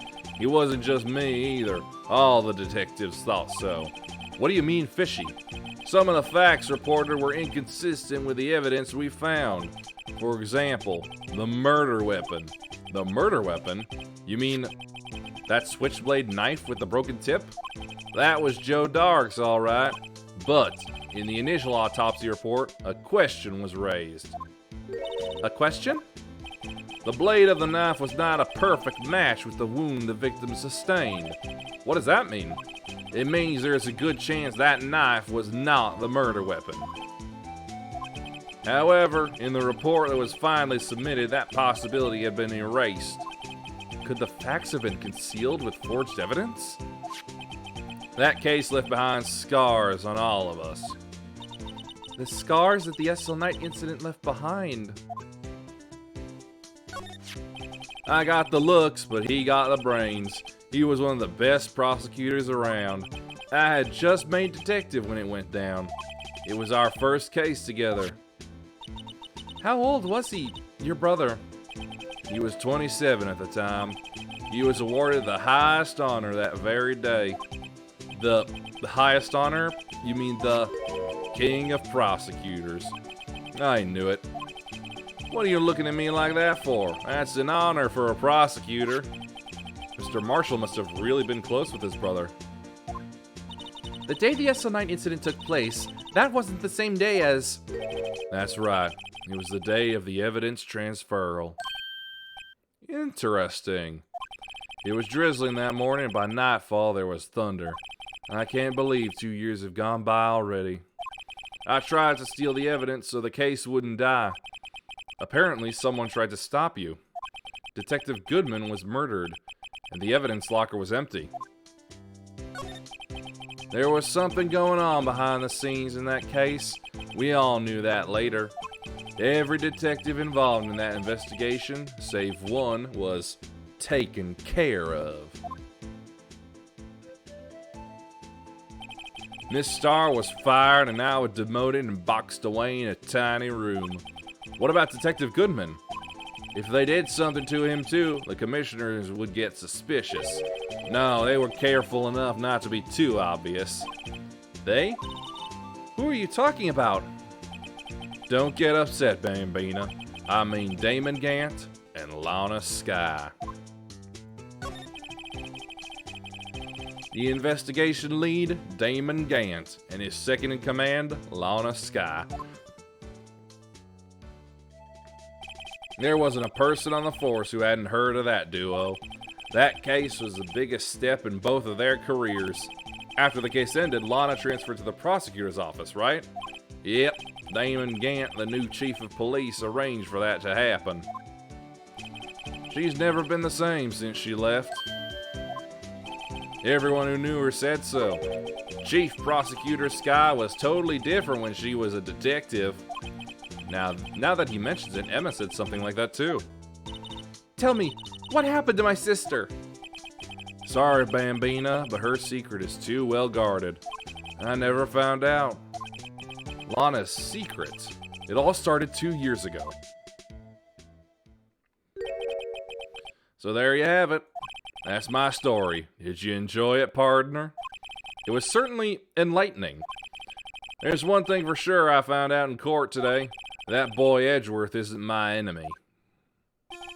He was the one who used falsified evidence to get a guilty verdict, but someone else was the one who gave him that evidence and planned everything.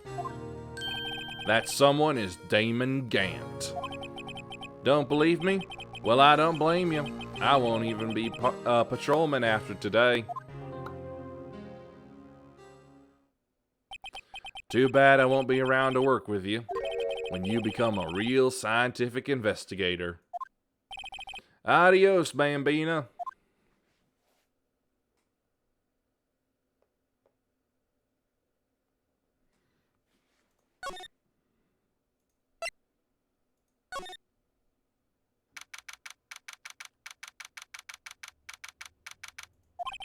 This place is always pretty empty, but today it's deserted.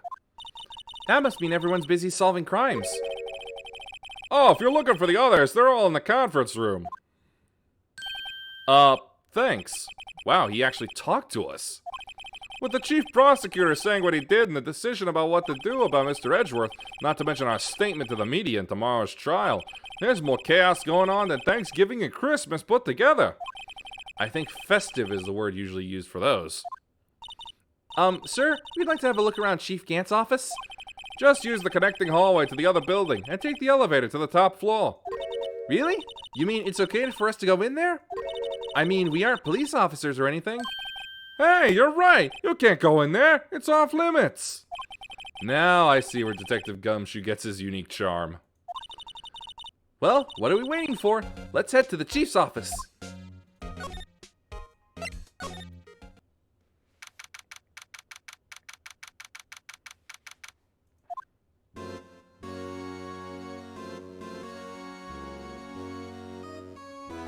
Whoa. Where am I? In the chief's office, silly. At least that's what it said on the door. Check out that pipe organ. That's real, isn't it? Hey, I used to take organ lessons in kindergarten. They used to call me Little Miss Bach. I thought I was a genius until they tried teaching me notes.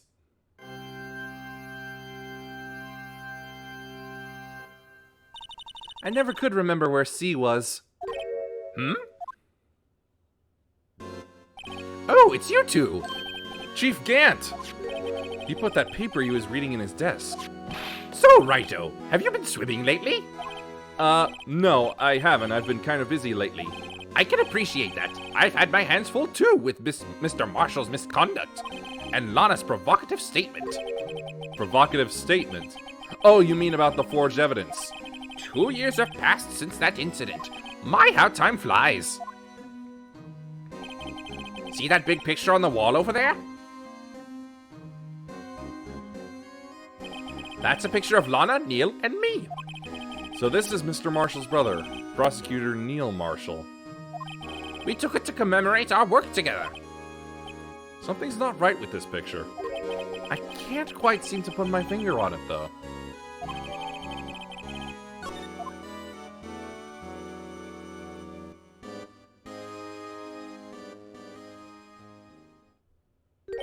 Anyway, I'd like to reminisce all day, but there are matters that need my attention. I'm going to lock up here, so let's go out together. Oh, but this office, it was a crime scene 2 years ago, wasn't it? That case has long since been over. There's no need to investigate it anymore. All the same, we'd still like to have a look around. Perhaps you didn't hear me. I said there's no need to investigate it anymore. Now hurry up and get out. I have a meeting to attend. Looks like we aren't welcome. It seems that case isn't over with yet after all. What do you mean? Chief Gant denied our request to search the crime scene. That means there must be a reason he doesn't want us looking around in there. You mean like a clue? There's got to be a way we can get inside the chief's office.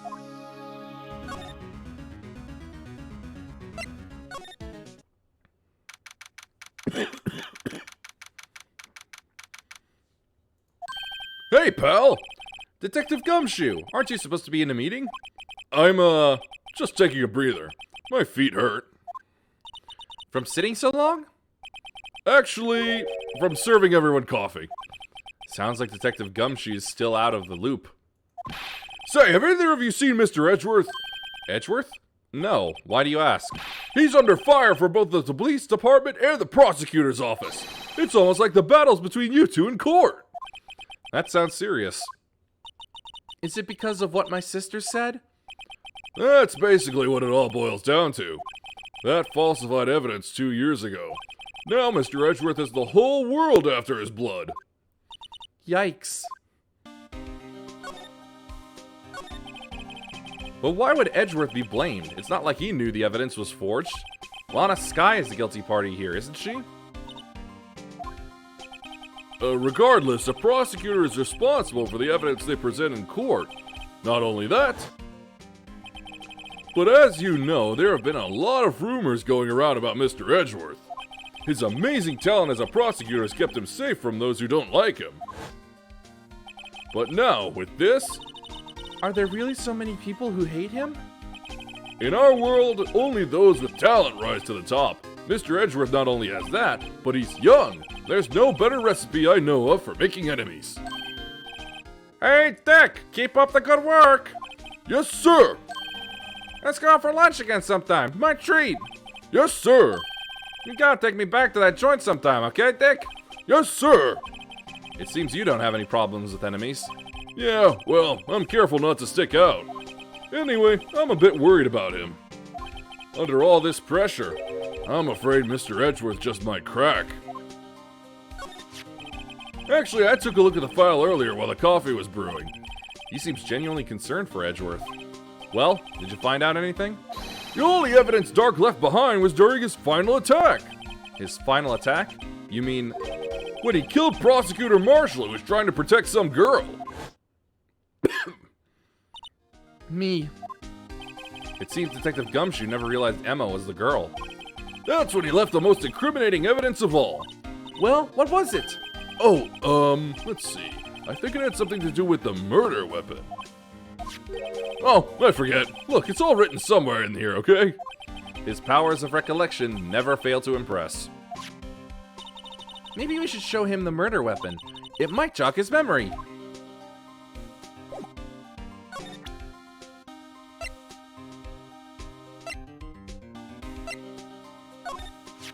About this. Hey, is that? It has a tag attached to it with the label SL9 incident on it. I believe this would be the broken murder weapon you were speaking of. What are you doing with that? Ever since that case was closed, that knife's been locked away in a locker. On the day Detective Goodman was murdered, this suddenly disappeared from the locker and was found in Mr. Edgeworth's car muffler. That's it! Now I remember what that incriminating piece of evidence was. When you showed me that knife, it all came back to me. Well, what is it, Detective? Quick, before you forget again. This knife. It was Joe Dark's, wasn't it? That's right. We traced it back to the store he bought it at. Plus it had his fingerprints on it too. But no one actually witnessed him using it to murder anyone, right? That's where his luck ran out. When you take a good look at the knife, you'll see it's broken. You don't have to take a good look to notice that. Yeah, well, anyway, take a guess where the broken off tip of the knife was found. That's what did him in. Where was it? The victim, Neil Marshall, was carrying it, inside his own body. It was found deep inside the stab wound. Did it match Dark's knife? You bet, down to the last fiber. That's pretty conclusive.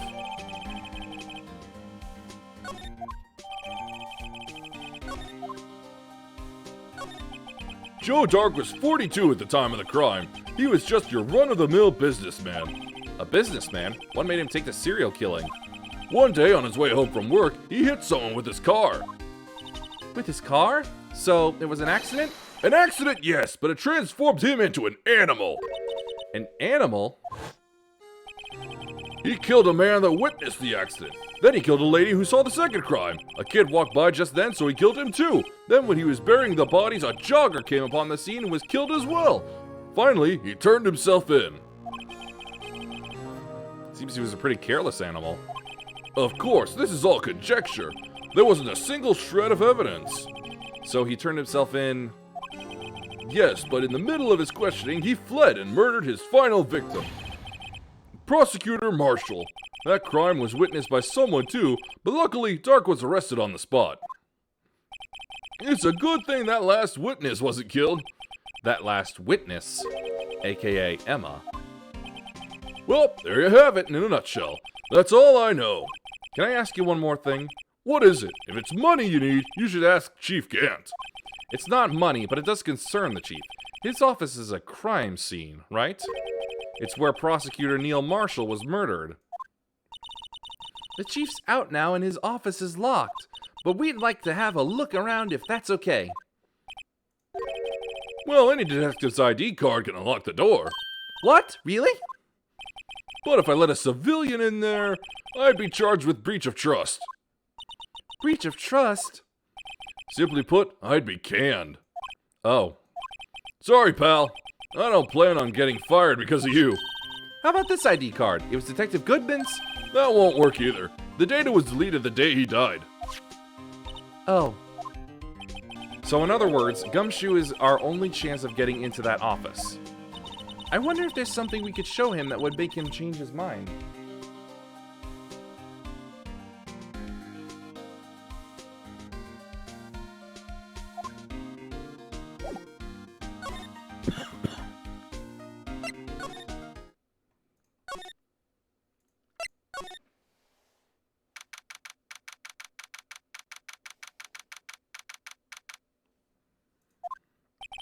No one's here today, not even Miss Starr. Everyone's probably busy looking into what exactly went down in the evidence room. That must be where the detectives are. But we proved in court today that on the day of the crime, no one was murdered in the evidence room at 5:15 p.m. Yeah, I thought we were finally making some headway in our case. But instead, it looks like we just ended up making Lana look even more guilty. Hang in there, Lana. I've got to find all the answers by tomorrow.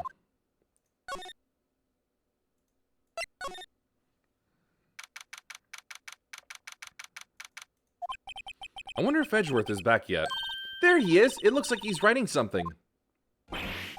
What are you doing here? He sure was quick to throw that paper on the floor. Tough day in court, huh? I've had to live the past 2 years with rumors flying around. What's another allegation to me? Cheer up, Mr. Edgeworth. I'm rooting for you. That's Edgeworth for you. Always trying to hide his real feelings. So, what do you want? Unlike some people, I don't have all day. There's no excuse for what I've done. 2 years ago, I used false evidence to obtain a guilty verdict. That's what it all breaks down to, and nothing I do can erase that fact. But you didn't know, did you? I mean that the evidence was falsified. The police department and the prosecutor's office share a bond of trust. If that bond is broken, we stand to lose everything. The police department's error is my error, my responsibility as the prosecutor in charge. That fact remains the same no matter what excuses I might have. Mr. Edgeworth. I take pride in my work, so tell me why. Why has it all come to this? Even Edgeworth can't keep this kind of emotion bottled up. Are you up for the trial tomorrow? First, last year's trial, and now this one. It seems all you do is worry about me. To be honest, you're getting on my nerves. But Mr. Edgeworth, you can't just walk out on the trial. Tomorrow is the last day. It's too late to change prosecutors. I'll bet that's what my superiors are banking on. I never thought that case would come back to haunt me like this. What do you mean? The list of evidence, it seems too short. Most lists run twice as long. It's only half as long as most lists? That is odd. After Neil Marshall was murdered, I became prosecutor for that case. I may not have been part of the investigation, but I knew what I had to do. Use the evidence I was given to prove the suspect guilty. That was really the only thing on my mind at the time. Say, we just saw a picture taken around that time. That picture? Something seemed strange about it.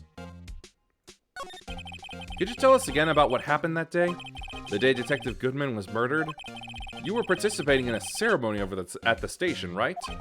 I've never cared for ceremonies, but I had to attend that one. Because you were awarded this? Those receiving awards can't simply skip out on the ceremony. I finished up at the office in the morning and then drove over to the police department. You finished up at the office? Yes, just odds and ends, clerical stuff. I didn't plan on returning to the office that day. That is, until I was asked to take something back. Take something back? This. Oh yeah, Chief Gant asked you to hold on to that, didn't he? Yes, it was a piece of evidence in a case that was closed half a year ago. He asked me to bring it back to the prosecutor's office. That's the story we heard yesterday. So you came back here to the prosecutor's office because the chief asked you to? That's right.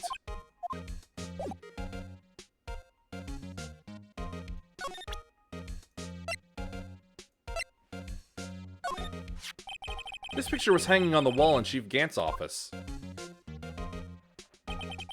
Prosecutor Neil Marshall. He had just started making a name for himself. Looks like this was taken when he received the King of Prosecutors trophy. Speaking of that, there's something that bothers me. Yes? The trophy Mr. Marshall is holding. It's a little different than yours. Yes, you're right. Ah, I remember now. Remember what? That was what the official prosecutor's trophy looked like until 2 years ago. There's a story behind its design. A story? Sounds interesting. Would you mind telling it to us? It's simple, really. Contradiction. That's what the award's based on. This award originates from an ancient Chinese tale. In Chinese, the word contradiction is written with 2 characters. The first means halberd, and the second means shield. Have you heard this story? Me? Oh, sure, everyone knows that. Why did you tell it, though, for Emma's sake? Very well.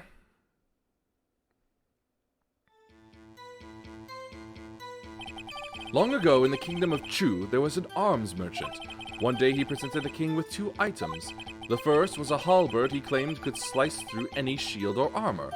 The second was a shield he claimed could withstand any weapon. Wait a minute. Those claims contradict each other! Very perceptive. But then again, you've heard this story before, right? Anyway, as you mentioned, the very descriptions of these items discredit them both. When the king pointed this out, the merchant was left speechless, and thus the Chinese word for contradiction was born. Oh, I see. So the chipped shield and broken knife symbolize... Precisely so. They symbolize the merchant's items. The ancient tale ends with a merchant at a loss for words, but it's in our nature to pursue matters to their conclusion, even if it results in something as ugly as this. Wow! Thanks, Mr. Edgeworth. I learned something new today. That's funny. If that's so, then why were you only given a shield? You'll have to ask Chief Gant. 2 years ago, he had the halberd part of the award abolished. Chief Gant.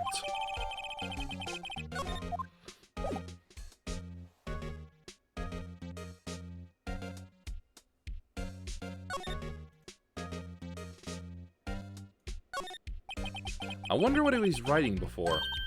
Come on, Mr. Wright, let's take a look. Are you crazy? Edgeworth is sitting right there. Just distract him. I'll check it out. Hey, Edgeworth. Is that Detective Gumshoe at the window there? Oh no, he's falling to the ground! Hold on. First, let me see what that girl's doing crawling around my feet. He didn't even look. What? Letter of If you're having trouble reading, I'll read it for you. It says, Letter of Resignation. Resignation? Edgeworth, you don't mean... I'm tired, right? I feel as if something inside me has died. But Mr. Edgeworth, none of it is your fault. I know the path I've walked. You don't need to tell me. And the path I've walked hasn't been a just one. I can't forgive myself for what I've done, and no one else should forgive me either. Uh-oh. I think he's serious. Mr. Wright, please, you have to do something. This letter of resignation, I wonder if I can use it for anything.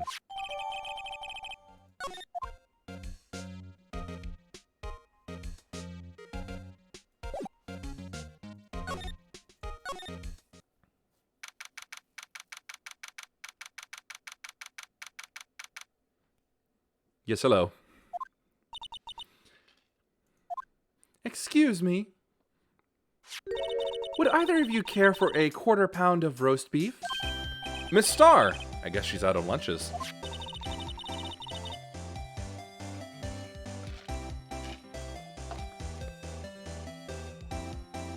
You certainly are the curious sort, aren't you? Kind of like the first person who sucked a cow's nipple to discover milk. Still, I never thought you'd go digging up that case from 2 years ago. Everyone in this trial was involved in the SL9 incident. Not only that, but the murder occurred on the very day the evidence from that case was due for transferal. This can't all be attributed to mere coincidence. Aren't you forgetting something?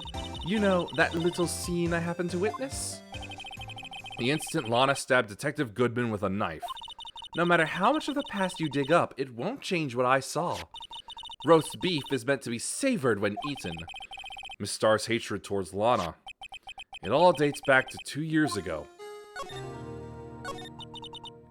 Joe Dark. That's a name I'll not soon forget.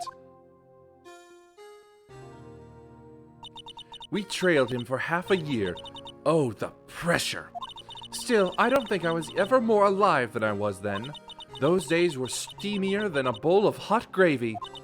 Poor old Jake Marshall, though, must have been going through hell. You mean because of his brother's death? They were close, those two. After Neil died, something took over Jake. He became obsessed. Seeing Jake like that made her all the more desperate. Her? Lana Skye. My sister?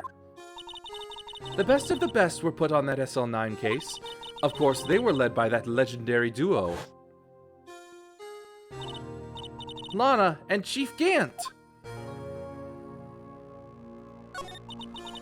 That legendary pair was the reason we were able to keep up our investigation. That's why we were so shocked over how it turned out.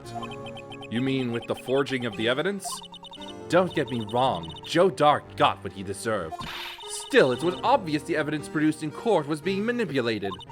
Items our team never found would suddenly appear, while other items were kept secret. But you don't have proof anything illegal was done. I'm proof enough of what happened. After that case, all of us save Goodman were relieved of our duties, most without even so much as an explanation. Then Lana Skye transferred into the prosecutor's office and became chief prosecutor. Lana always wanted to be a prosecutor. Nothing's quite as simple as it appears. Huh? Lana Skye was merely being used as a pawn. That's my take on the matter. She was being used? Lana transferred to the prosecutor's office 2 years ago, didn't she? Yes, thanks to Chief Gant's powerful influence. Chief? That's right. Having solved the SL9 case, his position as chief was secured. There was only one thing left for him to control. And then no one could stand in his way. The prosecutor's office. What? You mean that's why Lana was transferred? If he could control the chief prosecutor, he could control the prosecutor's office. That must have been his goal all along. But how could he control Lana? I don't know, but one thing's for sure. Ever since that case ended, she's never been the same. It's only logical to conclude there must have been a reason for her change. At last, I'm finally getting close to the bottom of this ugly mess. Thank you, Miss Starr. You listen to me, rookie. It takes more than just ingredients to create fine cuisine. I hope you turn out to be a better chef than I've been. Damon Gant and Lana Skye. Gant led the investigation with Lana second in command. They were the best. They solved all kinds of cases together, didn't they? Damon Gant's magnetism in particular was almost unreal. His magnetism? By that I mean his ability to attract evidence. He'd produced the most incredible evidence in the cases he handled. Incredible evidence? You mean... Oh yes, there were rumors about him even back then. No one dared confront him though. I take it she's talking about forged evidence. Back then, everyone looked up to Lana. All the detectives wanted to be like her. Really? Oh yes, myself included. I was a fool, really. She hated anything crooked and always watched out for the other detectives. That's why she was so concerned for Jake. Mr. Marshall. When Jake's brother was murdered, she felt as if she had lost her own brother. If it wasn't for her, I don't think Jake would ever have recovered from his shock. That's what makes it all the more infuriating. Miss Starr, that's why I'll never be able to forgive her. Why did she have to turn so cold after that?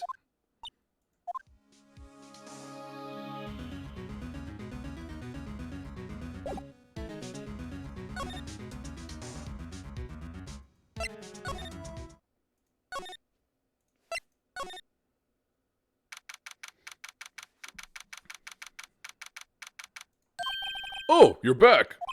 You're still here? I gotta make 150 copies of these files. Brewing coffee, copying files. I'm turning into a regular DJ.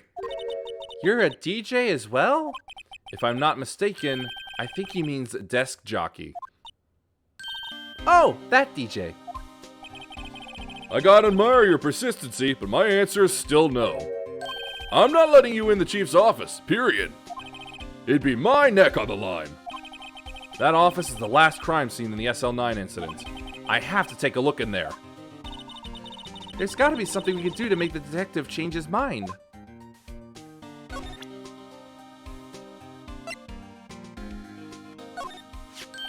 What's this crumpled up piece of paper?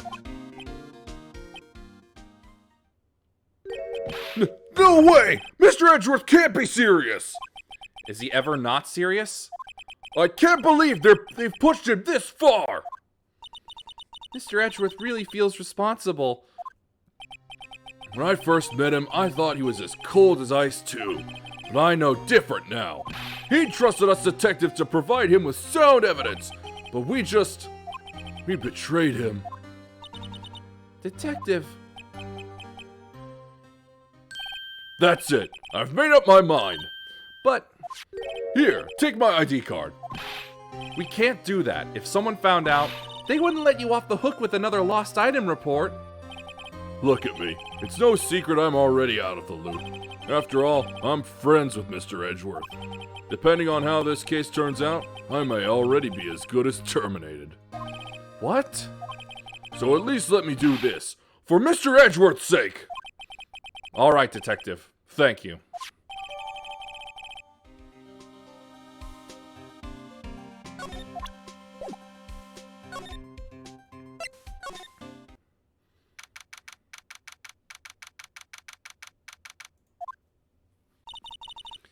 Here it goes, Mr. Wright.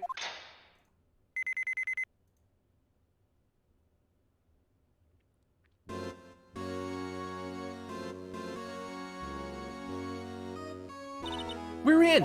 If anyone finds us now, Detective Gumshoe's a goner. If that happens, I'm counting on you to bail me out. Eek! Gah!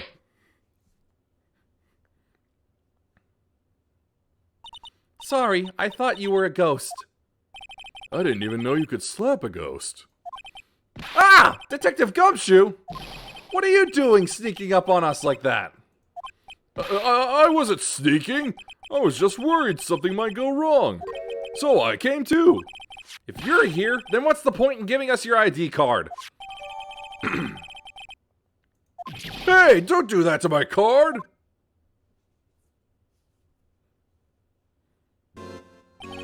I hardly ever get a chance to come in here, so I figured I'd have a look around myself. Besides, we're all in this together now. You really do want to get fired, don't you? Not if we're lucky. Now come on, let's see what we can find out. I've got a bad feeling about this.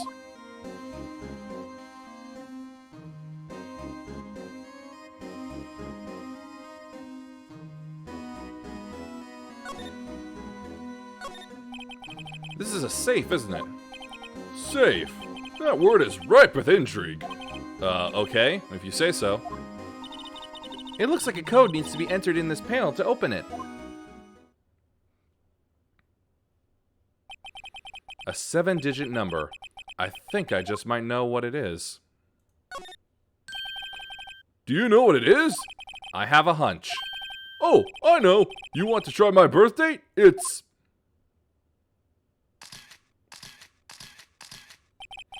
I have a better idea. Here goes nothing.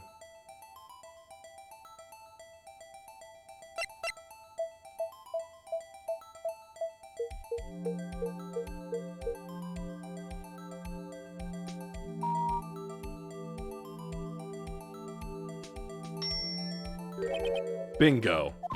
What number did you enter? Whose birthday was that, pal? 7777777. The final ID card number on that record. What? The number of the mysterious executive officer who entered the room that day. You mean 777777777? That ID number? I think you're 1-7 shy this time. This can only mean one thing. That's Chief Gant's ID number. Say, anyone care to look inside? Is there any money in there? How much does he have stashed away? Look, it's a shard from a broken cup. This somehow looks familiar. Where have I seen this before? There's something else in here too. What's this? It looks like a piece of leather cloth.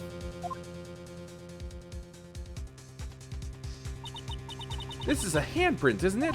Hey, I saw someone wearing a shirt like that once. You think the chief made up the design? I don't think so. Oh, well, it was just a thought. Is that it? Is that all that was in the safe? Apparently so. It's empty now. A piece of cloth with a handprint on it, and a broken shard from a cup. They look like pieces of evidence. Yeah, but unless you can prove they have something to do with this case, I'm afraid I can't just let you take them. After all, it's my neck on the line here. Great. Now I have to prove their relevancy to get them.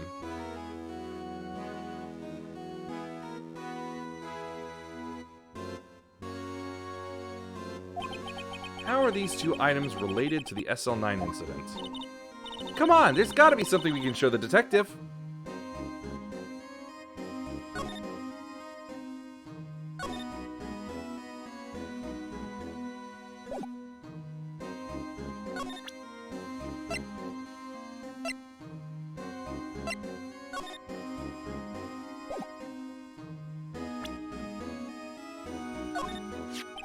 Detective Gumshoe, could you have another look at this jar? I remember when the three of us put that back together. Ah, those were the days. It's kind of early to be nostalgic. Wasn't this jar a piece of evidence from that case? That's right. One of the shards had an SL9 incident sticker on it. Doesn't this ring any bells? You know, that fragment we just found? You mean this one that was in the safe? Yes, that one. That was in the safe. Now that you mention it, it's ringing a lot of bells. Let's see if it fits. Here, let me see that shard. I'll take a crack at this. Go ahead, pal. Show us what a rookie could do. Mr. Wright, here's some glue. If I can piece this together again, it'll prove Chief Gant was knowingly hiding evidence. Here goes.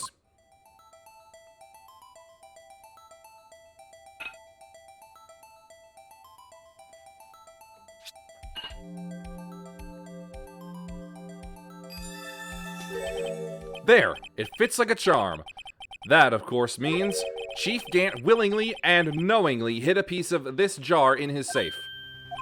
In other words, he concealed a piece of evidence from the SL9 incident. But... Hey guys, get a load of this! What is it? This piece you just attached. It's different from the others.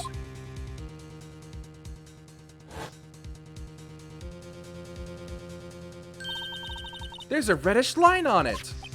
A reddish line. That's blood. I don't get it. Why would Chief Gant hide this in his safe?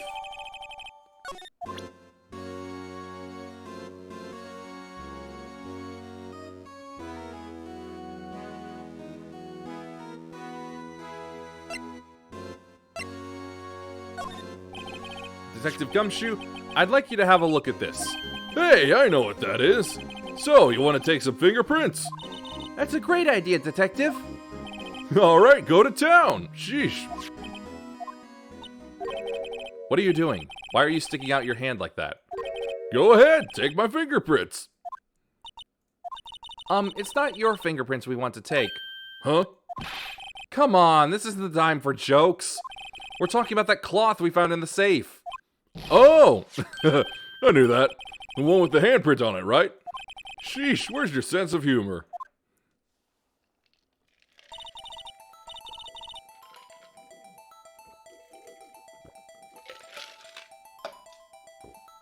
Okay, Mr. Wright, let's check for prints. Sprinkle the powder on the cloth, then once they've been absorbed into the prints, blow the rest away. What are you, my mom? I don't have to be told a million times. Alright, let's get this over with.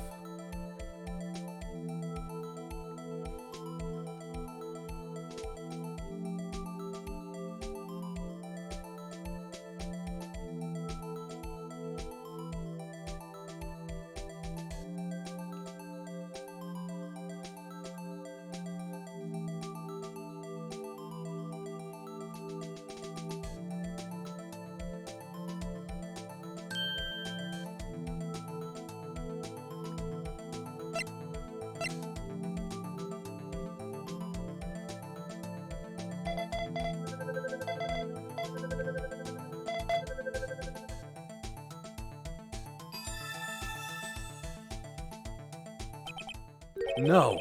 How could this be? What are Emma's fingerprints doing here? Hey, you found a match? Whose fingerprints were they? Huh? Oh, it seems the prints are too old. They aren't clear enough to get a match. Oh, that's too bad. I thought they'd be Dark's prints. Psst. Hey, you, over here. What's going on here? What are that kid's prints doing inside the chief's safe? Don't ask me. Let's just keep this information from Emma for now. Here, maybe you should hold on to this.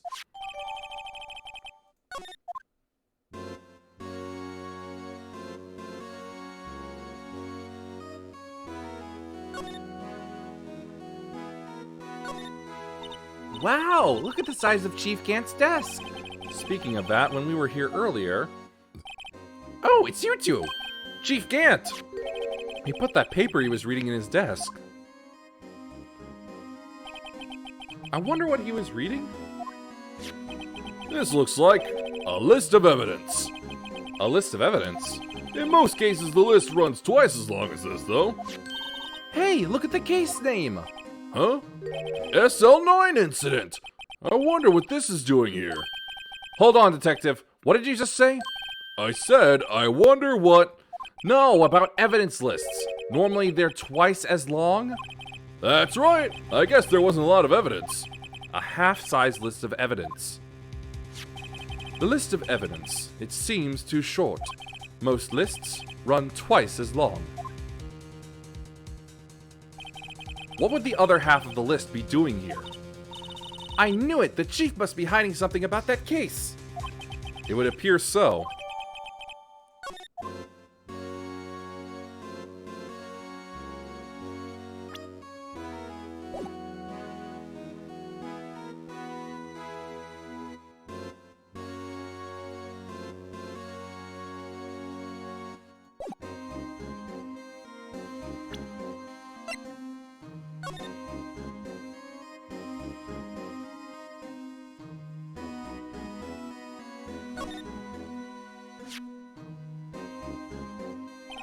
I wonder what this is. It looks like someone drew some kind of sketch here.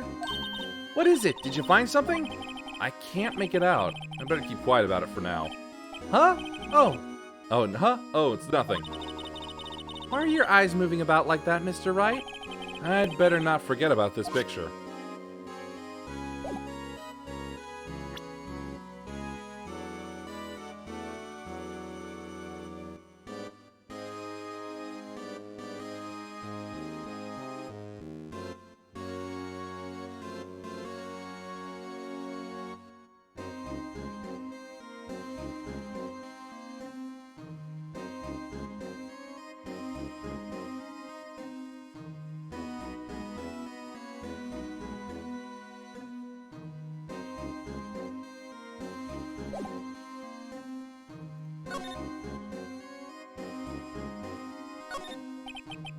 This is the real deal, isn't it? This armor and these weapons? Sure is, pal. The chief doesn't care for imitations. First the pipe organ, now this armor. Do you know how many taxpayer dollars must have gone into this room? What? You mean we're paying for this? That's it. I'm not paying 1 cent of my taxes. You don't have any taxes to pay. Shh, be careful what you say. Who knows? The chief may be hiding in this armor as we speak. I don't think he'd fit in there. Even if he did, he'd never be able to get back out. Cut it out. You guys don't know how scary that guy can be.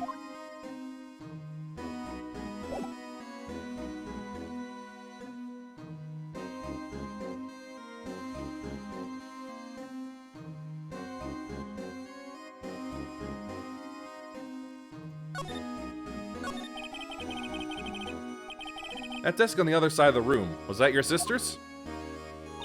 Yes, that's where I was waiting for Lana on that day 2 years ago. Is anyone using it now? No, sir. This is entirely Chief Gant's office now. He practices a strict policy of preserving the crime scene. That's a strange reason to leave it there. He leaves it as a warning to everyone else. He wants us to always be alert. He told us so himself at our New Year's party. Of course, he was pretty intoxicated at the time. I see. So ever since Lana left, no one ever touches that desk?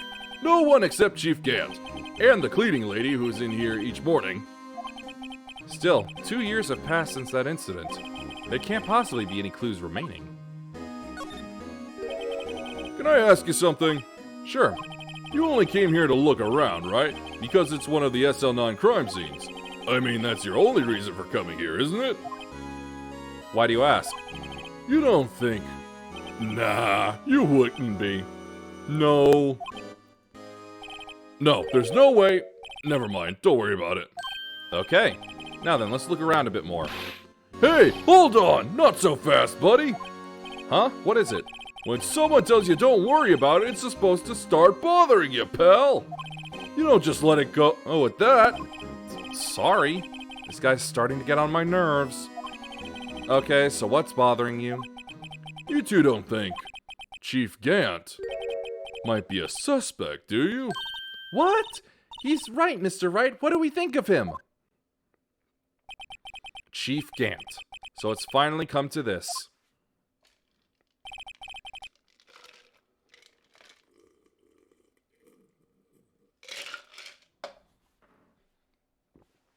What do I think of him? Perhaps it's best I don't divulge my feelings. Yet. There you go, ignoring me again. Well, was I any help? Of course! Thanks to your ID card, we were able to get some hard evidence. Now, that's not very kind, is it? In other words, if it wasn't for his ID card, he would have been useless. Isn't that right, you in the coat? Chief Gant! We didn't think you'd be back so soon. Fortunately, I'm a man who believes in signs. As I was walking to my meeting, I happened to look out a window and saw a stray dog run right into a pole. Just then, I thought of a certain detective. Do you mean me, sir? Now then, I'm afraid I'm going to have to ask you all to leave. Yes, sir. Sorry. Oh, you in the coat. Me, sir. Drop off your ID on the way out. You won't be needing it anymore. But, sir... Now get out. Yes, sir. We'll be on our way too, then. Wait, you, the one without the spiky hair. Don't go yet. Me, sir? I'd like a word with you. But, sir, I'm not a licensed scientific investigator yet. You, with the spiky hair, you're free to go. Mr. Wright!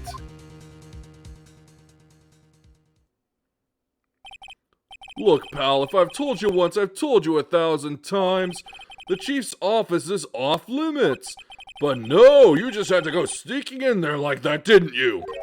I thought you said you didn't care anymore if you were fired. Yeah, but if I knew it'd be like this, I never would have said it. Now that I've seen the evidence Chief Gant was hiding in his office, I think I'm finally starting to get the picture. But why has she kept eerily silent about it all this time? Anyway, you listening to me? I'm gonna try to smooth things over with the chief again. Later, pal. After that, I heard from Emma. She said the police wanted to ask her some questions, so she'll be busy for the rest of the day.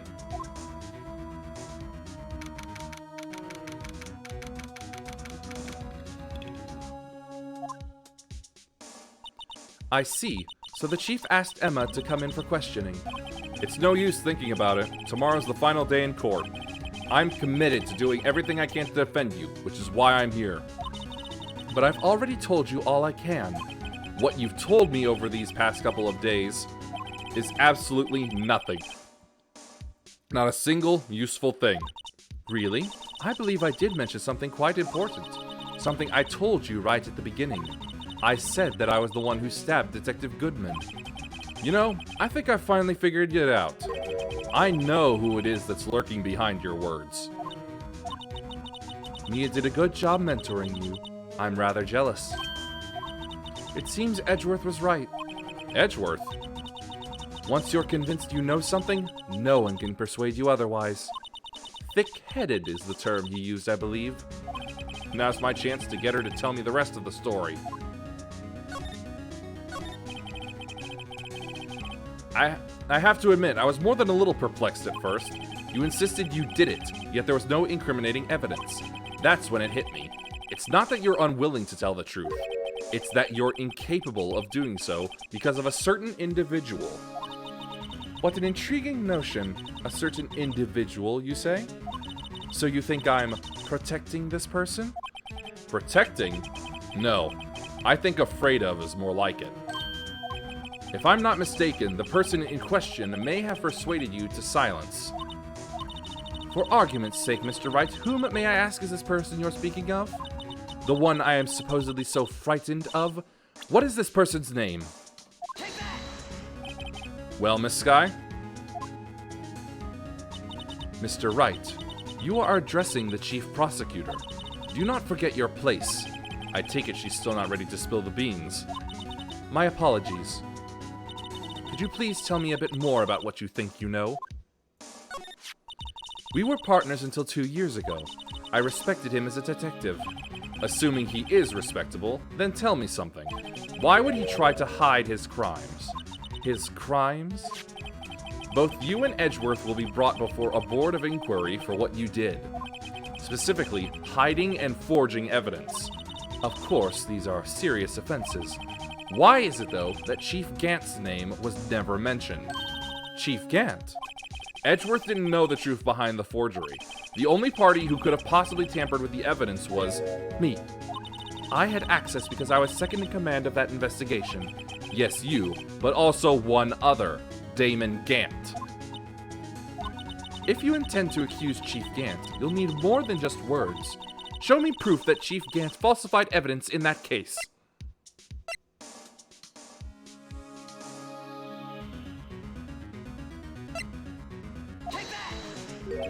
I just found this in a safe in the chief's office. This jar piece and this piece of cloth. Do you know what these are? They're pieces of evidence from the SL9 incident. The person concealing evidence was none other than Chief Gant himself. Now tell me, why are you taking all the blame for him? Touché, Mr. Wright. It's as you surmised. I cannot disobey the chief's orders, even if it means being found guilty for murder. Why not? Come now, Mr. Wright, you can't possibly expect me to be able to tell you that. 3 days ago, I had no choice but to cooperate in the murder of Detective Goodman. Or perhaps I should say, follow orders. Yes, that's more accurate than cooperate. Although I can't tell you the details, I can say that I was given an order that day. I need you to dispose of Bruce Goodman's body. You'll find it inside the trunk of Miles Edgeworth's car. Just as I suspected.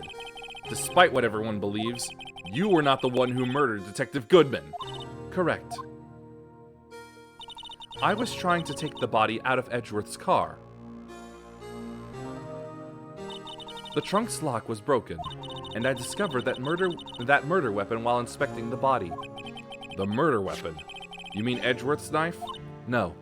When I found the body, this was the knife stuck in it. The knife from the SL9 incident. Serial killer Joe Dark's knife. I couldn't just leave that knife in him, so I took it out and stabbed him with another knife. That would be Edgeworth's knife? That's right. Even though he was already dead, my hands were shaking at the thought of stabbing him. That's why I ended up cutting my hand. And that is the reason for the bandage on your right hand?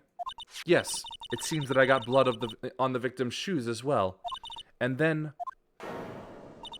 she saw me just as I plunged the knife in. Miss Starr, huh?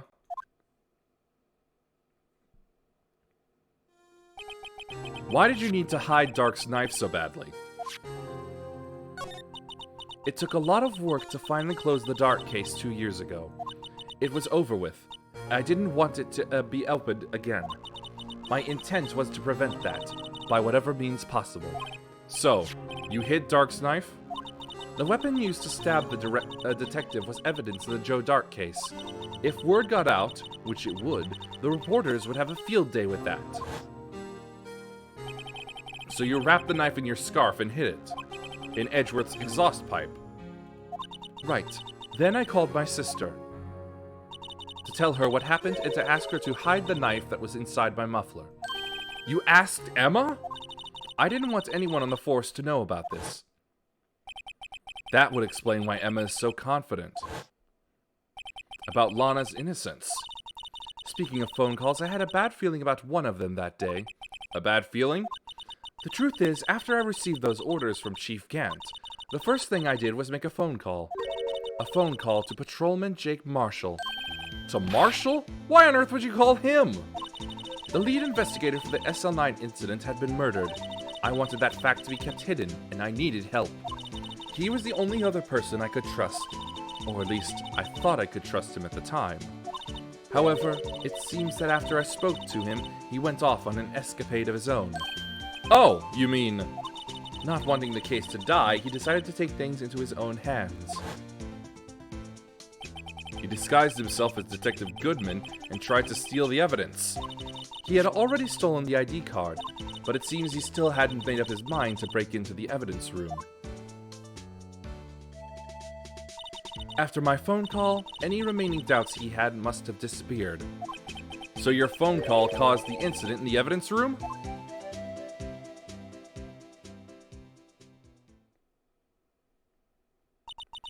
I'm afraid that's all I can tell you. But Lana... You've earned my respect, Mr. Wright, both as a defense attorney and an investigator. Now please, don't pursue this any further in court tomorrow. Tomorrow's trial. There's only one way to drive off Lana's demons. I've got to get to the bottom of everything. Detective Goodman's real murderer?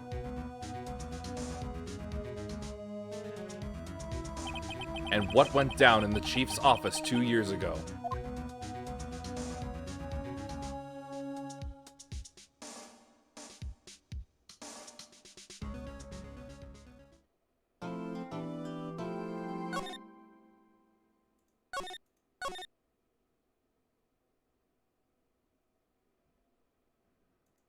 And now I must stop for my voice's sake. Ooh. I love doing these. I just wish I could do them longer. Thanks for watching. Peace be with you, and may the forces of evil be confused on the way to your home. Bye.